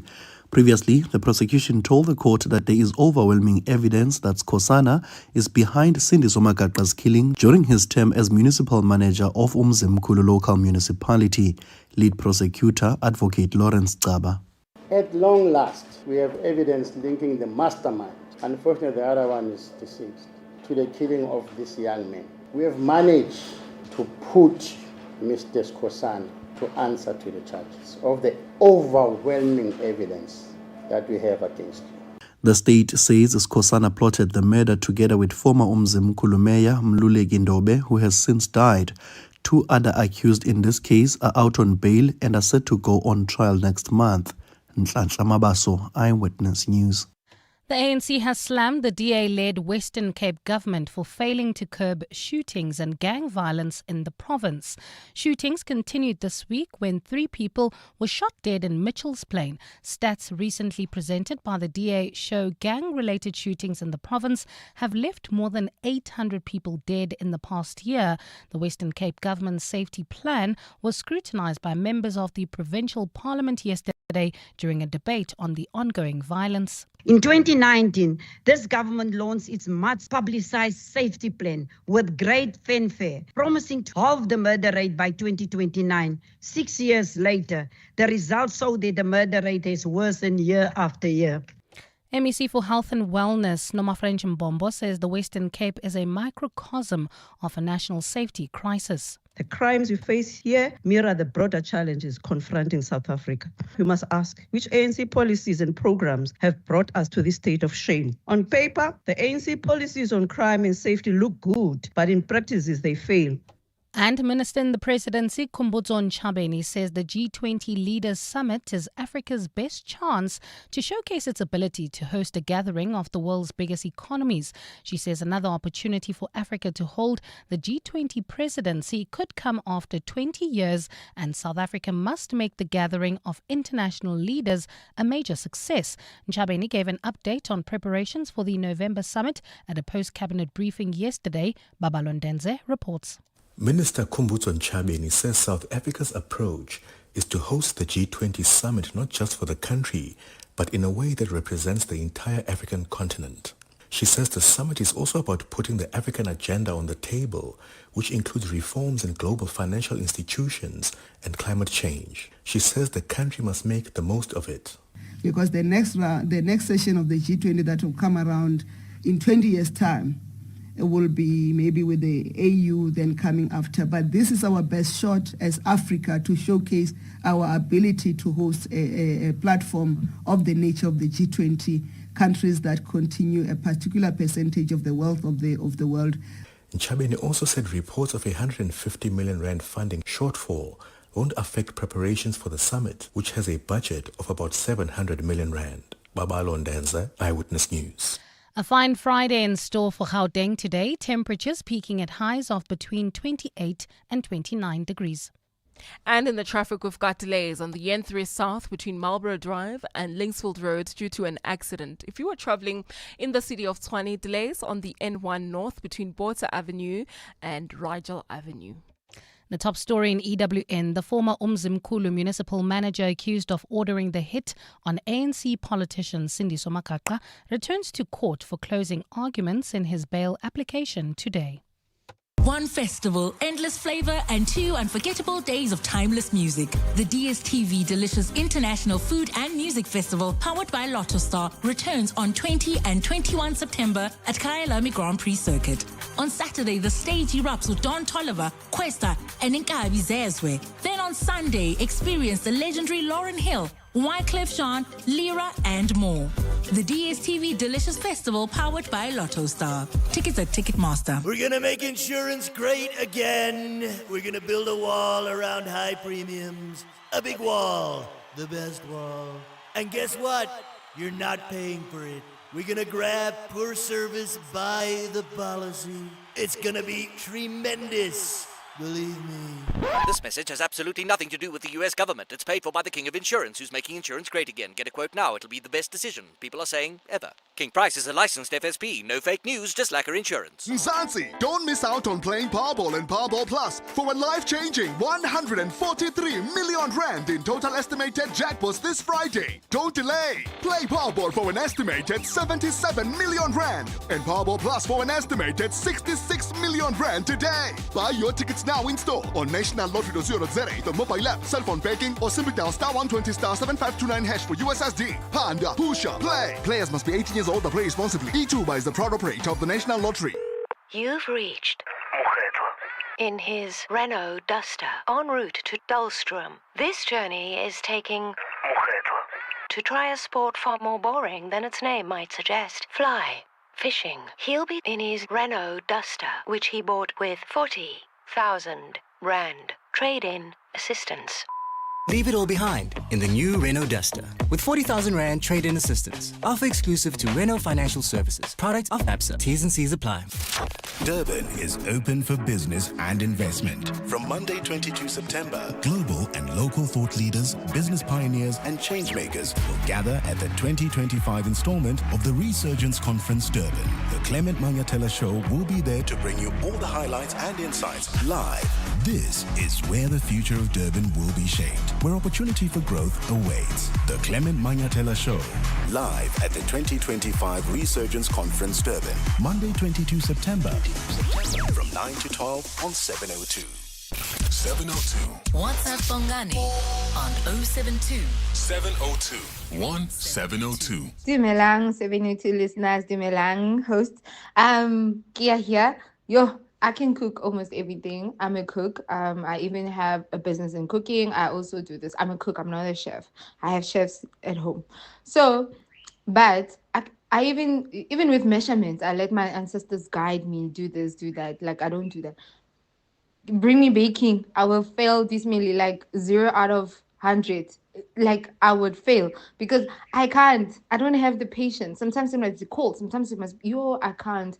And then I even buy this instant mixes and I'll get whatever because my partner loves cakes. I'll mix them with whatever. Maybe getting the whatever that I need to, the raisins, whatever, getting so that they come out perfect. Oh my gosh. But cooking, Aisha. Morning. The simplest and quickest way to cook rice, which most people do now, I think, is just put a quantity of rice plus double quantity of water into a bowl with some kind of lid in the microwave for about 8 to 10 minutes, and it's done. Bongani, I used to know how to cook rice. I used to do it so well until my wife changed to a gas stove. Now it's all disaster, my man. It's either overcooked or it's burnt or it's just not well cooked. It just never gets right now. So I'm accepting manje uthi me and rice is just not happening. It's Norman in Kempton Park. Norman, maybe you need to just manage your stove, right? Your settings. It sounds to me that your stove, you're probably allowing too much gas. So maybe you need to reduce the gas that's coming into your stove so that the heat isn't so strong, if you know what I mean. Reduce your settings, your heat settings, and maybe that will make it easier, because I know gas stoves tend to be a little bit more powerful than the electric ones. So you've got to manage how much gas you are allowing through the system, through the pipes, as it were. We're talking about those dishes that absolutely defeat you. You've tried it, and you keep trying, and you're getting the same result. You know, what's your madness gift? You know that thing where they say madness is repeating something over and over and over again, hoping for a different result? Do you have a madness dish? EWN Sport. Cindy Paluta loves all things cooking. She's absolutely amazing. No dish would dare defeat you, Cindy. Absolutely enjoy it. Yeah, right. I do enjoy baking, and I do agree baking is a science. Yeah. And you can't say, oh, this feels like it needs to be sweeter, I'm just going to add. It's not. No. And that's what my husband says. He loves it when the kids bake, because they have to learn that it's a science. Like, everything has to be the exact measurement. You've got to do it all to the instruction. And then they come and they go, what does it look like? And you're looking at this thing and you're going, No, my kids, my younger one loves to bake. It's a problem because Yes. all of us are trying to get summer body ready. Yeah. And she likes to bake on the weekly, and then it's just lying there on the counter. It's like, oh, yes, I will have half a lemon meringue pie. My daughter also loves baking, which is why I'm so terrible at it, because it doesn't allow for any creativity. It doesn't allow for any deviation. You've got to stick to what you're told. Yeah. And we know how easy that is for me. The Proteas Okay, let's woman. talk You sport. said it, eh? You She said doesn't it. wanna go I there. didn't even line you up for it. You said Let's it. talk sport. Proteas women take on Pakistan in the second ODI this afternoon. Tasman Britt says they're on track in preparation for the World Cup. As a team and as a unit, we are very confident. We're becoming more confident with the capabilities of what the girls can actually do. I think a lot of times we maybe undermine ourselves and we maybe think that we are the underdogs, but I definitely think we're not underdogs anymore. I definitely think we are in the elite. We are chasing, the Australians and the England players. SAFA confirmed Bafana officially being investigated by FIFA now for fielding ineligible Tebogo Mokoena in a World Cup qualifier. Bafana could be docked 3 points if found guilty, which doesn't seem to bother SAFA Chief Exec Lydia Monyapal. Look, we're not really worried about that. I think our focus right now is to ensure that Bafana gets maximum points come October, because whatever happens, whether there's docking out points or whatever you're saying out there, if we get 6 points come October, nothing else is going to matter. It's all about Bafana getting to USA, Mexico and Canada in 2026. In the Betway Premiership tomorrow, top of the table, Sekhukhune host Arrows. Sundowns can go top if they beat Durban City, while Pirates and Chiefs are both in CAF action. In the Champions League last night, Barcelona beat Newcastle 2-1. Rashford scored both goals. Man City got a 2-0 win over a 10-man Napoli. City next play Arsenal in the league on Sunday afternoon. Tomorrow is the Merseyside derby. Liverpool are hosting Everton. At the World Athletics Champs today, Sinasipo Dambile competes in the men's 200-meter final. That's at 3 o'clock. Joanne Duplessis starts her campaign in the javelin qualifiers. Yesterday it was heartbreak for medal hopeful 800-meter sprinter Prudence Segodiso, who pulled up injured in the heats. I'm out of words. I'm really hurt. I gave it all. The past 2 weeks I gave it all. I was training, making sure that I get good recoveries, and my leg happened. I was not involved in the trip in the fall. My leg didn't want to move from the start. I started very quickly, but I think you guys saw. I was really at the back. My leg, I don't know. It's the Currie Cup final tomorrow. The Lions are hosting Griquas at Ellis Park at 3 o'clock. And the Formula One's in Qatar this weekend, where Piastri tops the driver standings 31 points ahead of McLaren teammate Norris. Cindy Paluta, Eyewitness News Sport. EWN Traffic. 16 minutes before 9 o'clock. Let's wrap up this Friday morning's traffic. We're through the peak hour now. We are through the peak hours now, Bongani. But unfortunately, in the city of Tshwane, that major accident on the N1 North right near Rajal is the reason for this backup coming out of Water Avenue exit. If you're traveling in the southerly direction, do expect delays towards the Flying Saucer turn-off, while heading towards Fountains Valley. Do expect delays on the N14 North. This is approaching Euphus Road. There's also queuing traffic on the R80 approaching Eskiam Pahlele exit. And then in Edenville, an accident on the N3 South near Linksfield Road. Delays coming out of Marlborough Drive. There's also queuing traffic on the N12 as well as the R24 West between Edenville Road and the Kirulis interchange. I'll have more updates at the top of the hour. Stay tuned. There's more EWN on air, online, and on the EWN app. As organizations navigate increasingly complex local and global landscapes, corporate affairs professionals are being called to do more than adapt. They're being called to lead. On the 1st of October, the JSE Corporate Affairs Symposium 2025 will bring together industry leaders and change makers to explore the forces reshaping the profession, from artificial intelligence and public policy to stakeholder management. To book your tickets, visit jse.co.za/CAS. It's that time of the year. Sneezing, itchy, watery eyes, blocked noses and coughs. It's time to live, work, play and sleep allergy-free. For trusted relief for you and your family this allergy season, ask your pharmacist for the Adcock Ingram OTC Allergy Survival Pack. With products like Allergex Non-Drowsy, Cetisid, Levogex and more, we have you covered. Remember, Adcock Ingram OTC. And visit beprepared365.co.za. What was known as the Swimming Pool Road in Everton West due to severe waterlogging is now a safely engineered road. When the National Department of Transport called on SANRAL for help, we showed up, upgrading it to the highest standards of safety and quality. Today, the community of Mfuleni local municipality have an access road that they can rely on and be proud of. SANRAL, an agency of the Department of Transport. The Money Show. Weekday evenings at 6. Going forward, we have one more interest rates announcement in November. Do you think that the SARB will change its mind from its position today? No, I think it'll hold steady. Inflation over the near to medium term is likely to be fairly well behaved. We anticipate inflation of around 3.5% this year. Gulam Balim, Chief Economist at Standard Bank. The Money Show on 702. Let's walk the talk.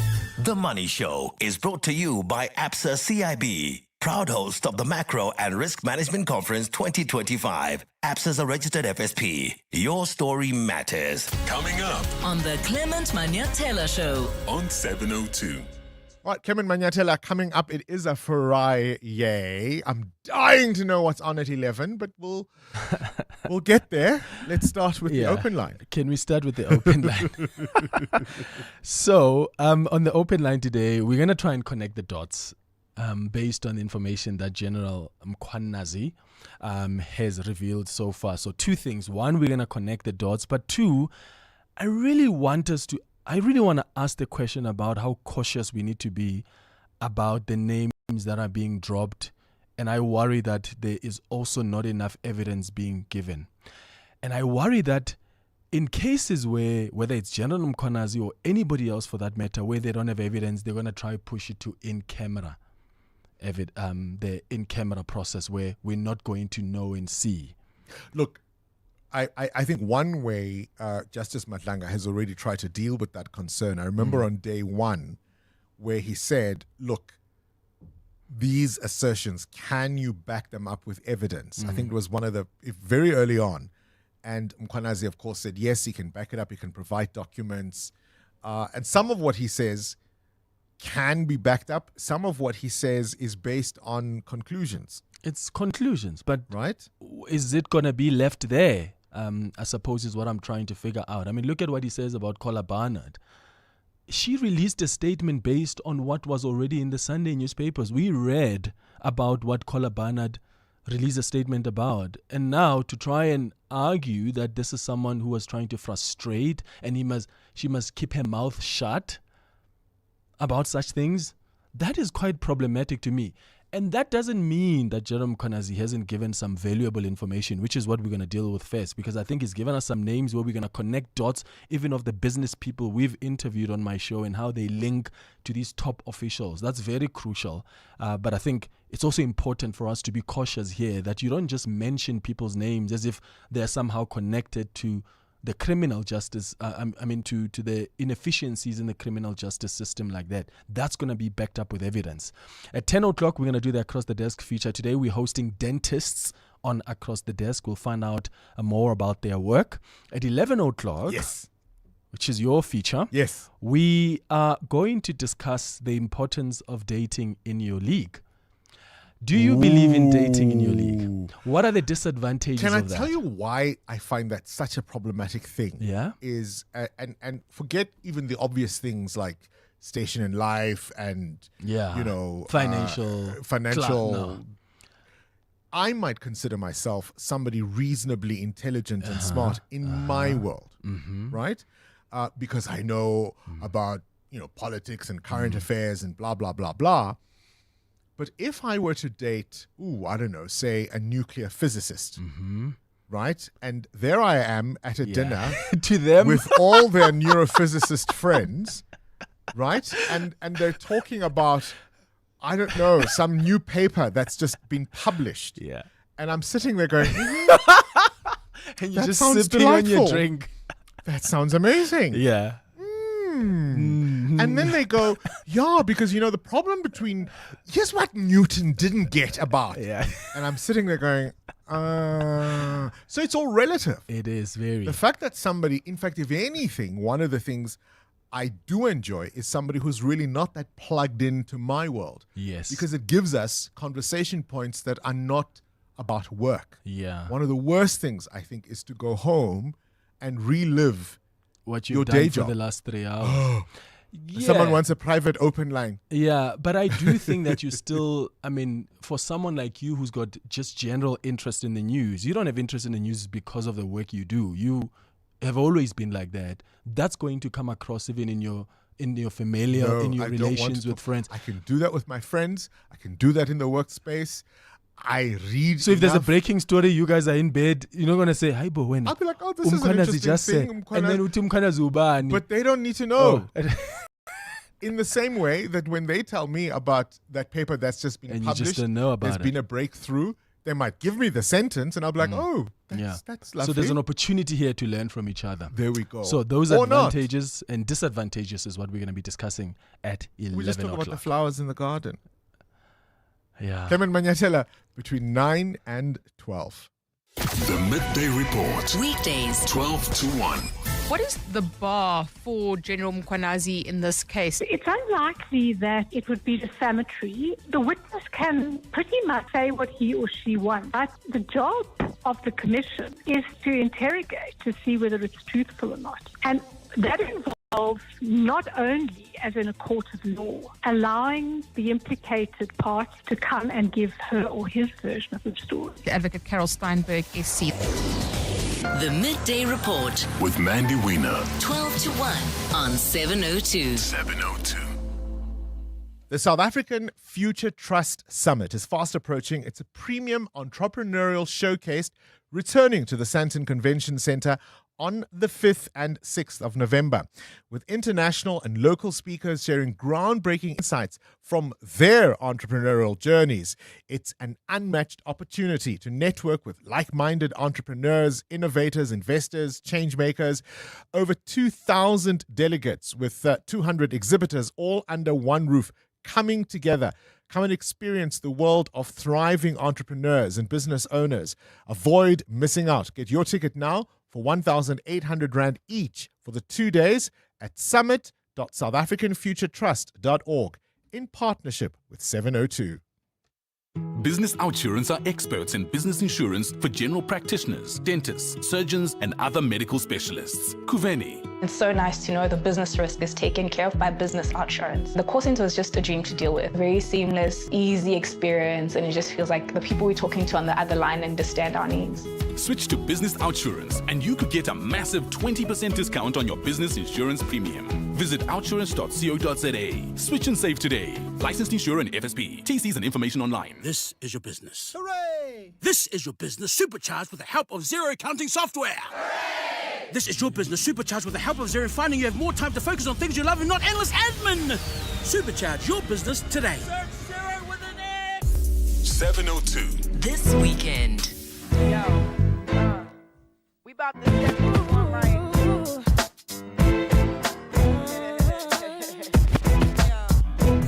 702. This weekend.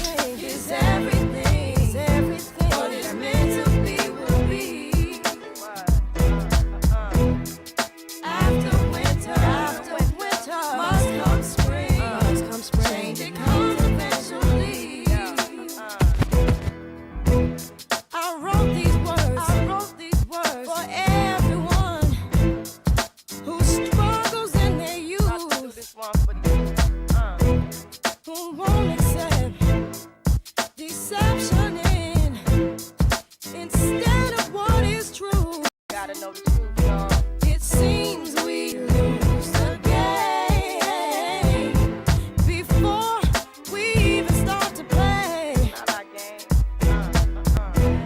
Who made these rules? We're so confused. We're so confused. Where are you going to be on Sunday? What plans could you possibly have that do not include this weekend the DSTV Delicious International Food and Music Festival at the Kyalami Grand Prix Circuit? It's the 12th edition, 2 days celebrating music, food, and culture. We've even made it easy for you. You can use the How Train, right? There'll be How Train shuttles. They end at 11 on Sunday and at 10 p.m. 11 on Saturday, beg your pardon, at 10 p.m. on Sunday. Miss Lauren Hill is going to be there. Special guest star Wycliffe Jean. One time. Where are you going to be? You're making me super excited. I mean, come You're on. making me excited. I mean, come on. I mean, you look, Lauren is an icon, okay? So And hold on. Before you get super excited, Yes. let's tell the people who you are. Funeka Pepeta is the marketing director of the DSTV Delicious International Food and Music Festival. Did I get it right? You got it right. You got it all right. Come on, Bongani. Don Tolliver tomorrow. Don Tolliver tomorrow, guys. Questa. Ingabi Zezwe are going to be there, okay? Guys, it's so super, super exciting. We've got Zingumalo, Calvin Momo, Babalwa M. It's going to be a hot day. Tell me about the fashion. The fashion. So we've also got art meets fashion this year, okay? This is Heritage Month. So people need to come dressed up, represent themselves, their culture. So come in there and make sure you interact. We've also got a lifestyle village that's taking place. So everyone needs to come and show up, basically. And here's the thing. What I love about this festival is that I love it for the people who've got VIP tickets. Yes. But the real thrust of it is on the ground. You know this. I've been in a VIP area and felt jealous of the people mingling, eating the street food, sitting down there, really enjoying the festival. That's the magic of it, right? That is the magic, guys. Get into the front. The AstroTurf actually goes all the way to the front now. Sit down, get your spot, get there early, go to the Proudly South African Mile, taste the food. The food traders do amazing work. That's the heart of it. 12 years on, how do you keep making it better? Guys, we keep making it better because people want this festival, but we also support our community. Our SMMEs are our lifeline that really, really help us. So this festival is an ecosystem. That's how we keep going. We rely on others. I'm wearing an outfit that I bought at a market from a local creator who are based in Soweto. I cannot wait to see And it. sweetie, I have been planning. Because it is about community. It is about celebrating the attendees, the exhibitors, the fashion, the food, not just the music. Because I think people often wonder, who's the headliner? That of course matters. Yes. But come on. This ticket is a full day's experience of food, of activations, 2 dance stages. So people get lost in that. It's not a one act event. It's a full day's experience. So What time is it best to arrive? Guys, doors open at 11, and this is a trait that we have. We come late. Come in the beginning. Get your tickets worth. Secure your parking. Get your food. Gates open at 11 on both days. So I would say come at 11. Latest, if you're going to push it 12. But don't come late, guys. Make a day of it. Are tickets still available? Tickets are still available on Ticketmaster. I have to stress that is the only portal to purchase them. GA tickets are available. VIPs are a Yeah, sham. all the VIPs are taken. Sham. All the VIPs are taken. That's But you fine. can still, That's Saturday, fine. guys, get your tickets quickly. They are going. Ticketmaster. Nobody else. Nowhere else. Nowhere else. Your phone is your ticket. It's the safest way. Do not purchase external tickets. Ticketmaster. How do you balance these international acts and make sure that we still have our local crowd pleasers? If you look at it, 90% of our talent is local. We are proudly South African, but we make sure that our audience experiences these international acts. That's why we bring in your Lauren Hill. That's why we brought in your Jill Scotts in the previous years. We've got Don Tolliver now, first time in South Africa. And you'll notice with both days, we're catering for both audiences. So we have to expand and build with them. Younger audience will get what they want. They dance their groovist on Saturday. But Sunday, soulful Sunday, Mandi, Siman. The Bantus Badala. We are singing. The Bantus Badala. Church, Wazani, Vulani Pa. Listen, if you don't know what to do this weekend, then I'm sorry. Don't blame me. I've told you, I've told you, I've told you. The DSTV Delicious International Food and Music Festival. Get your tickets. If you still don't, sorry. Walala. Wasal. There we go. 702 podcasts are on 702.co.za. Oh, gosh. It's just, I love what I do. I love what I do. And guess what? I'm back on Monday. It's 9 o'clock. You have yourselves a fantastic weekend. This is EWN. Good morning. I'm Bali Dlamini. The main court matter involving convicted killer and rapist Thabo Bester and his accomplice, Dr. Nandipha Magudumana, will return to the Free State High Court this morning. Bester and his co-accused, who include prison guards, will find out this morning if their trial is ready to proceed. They have been charged with executing his brazen escape from.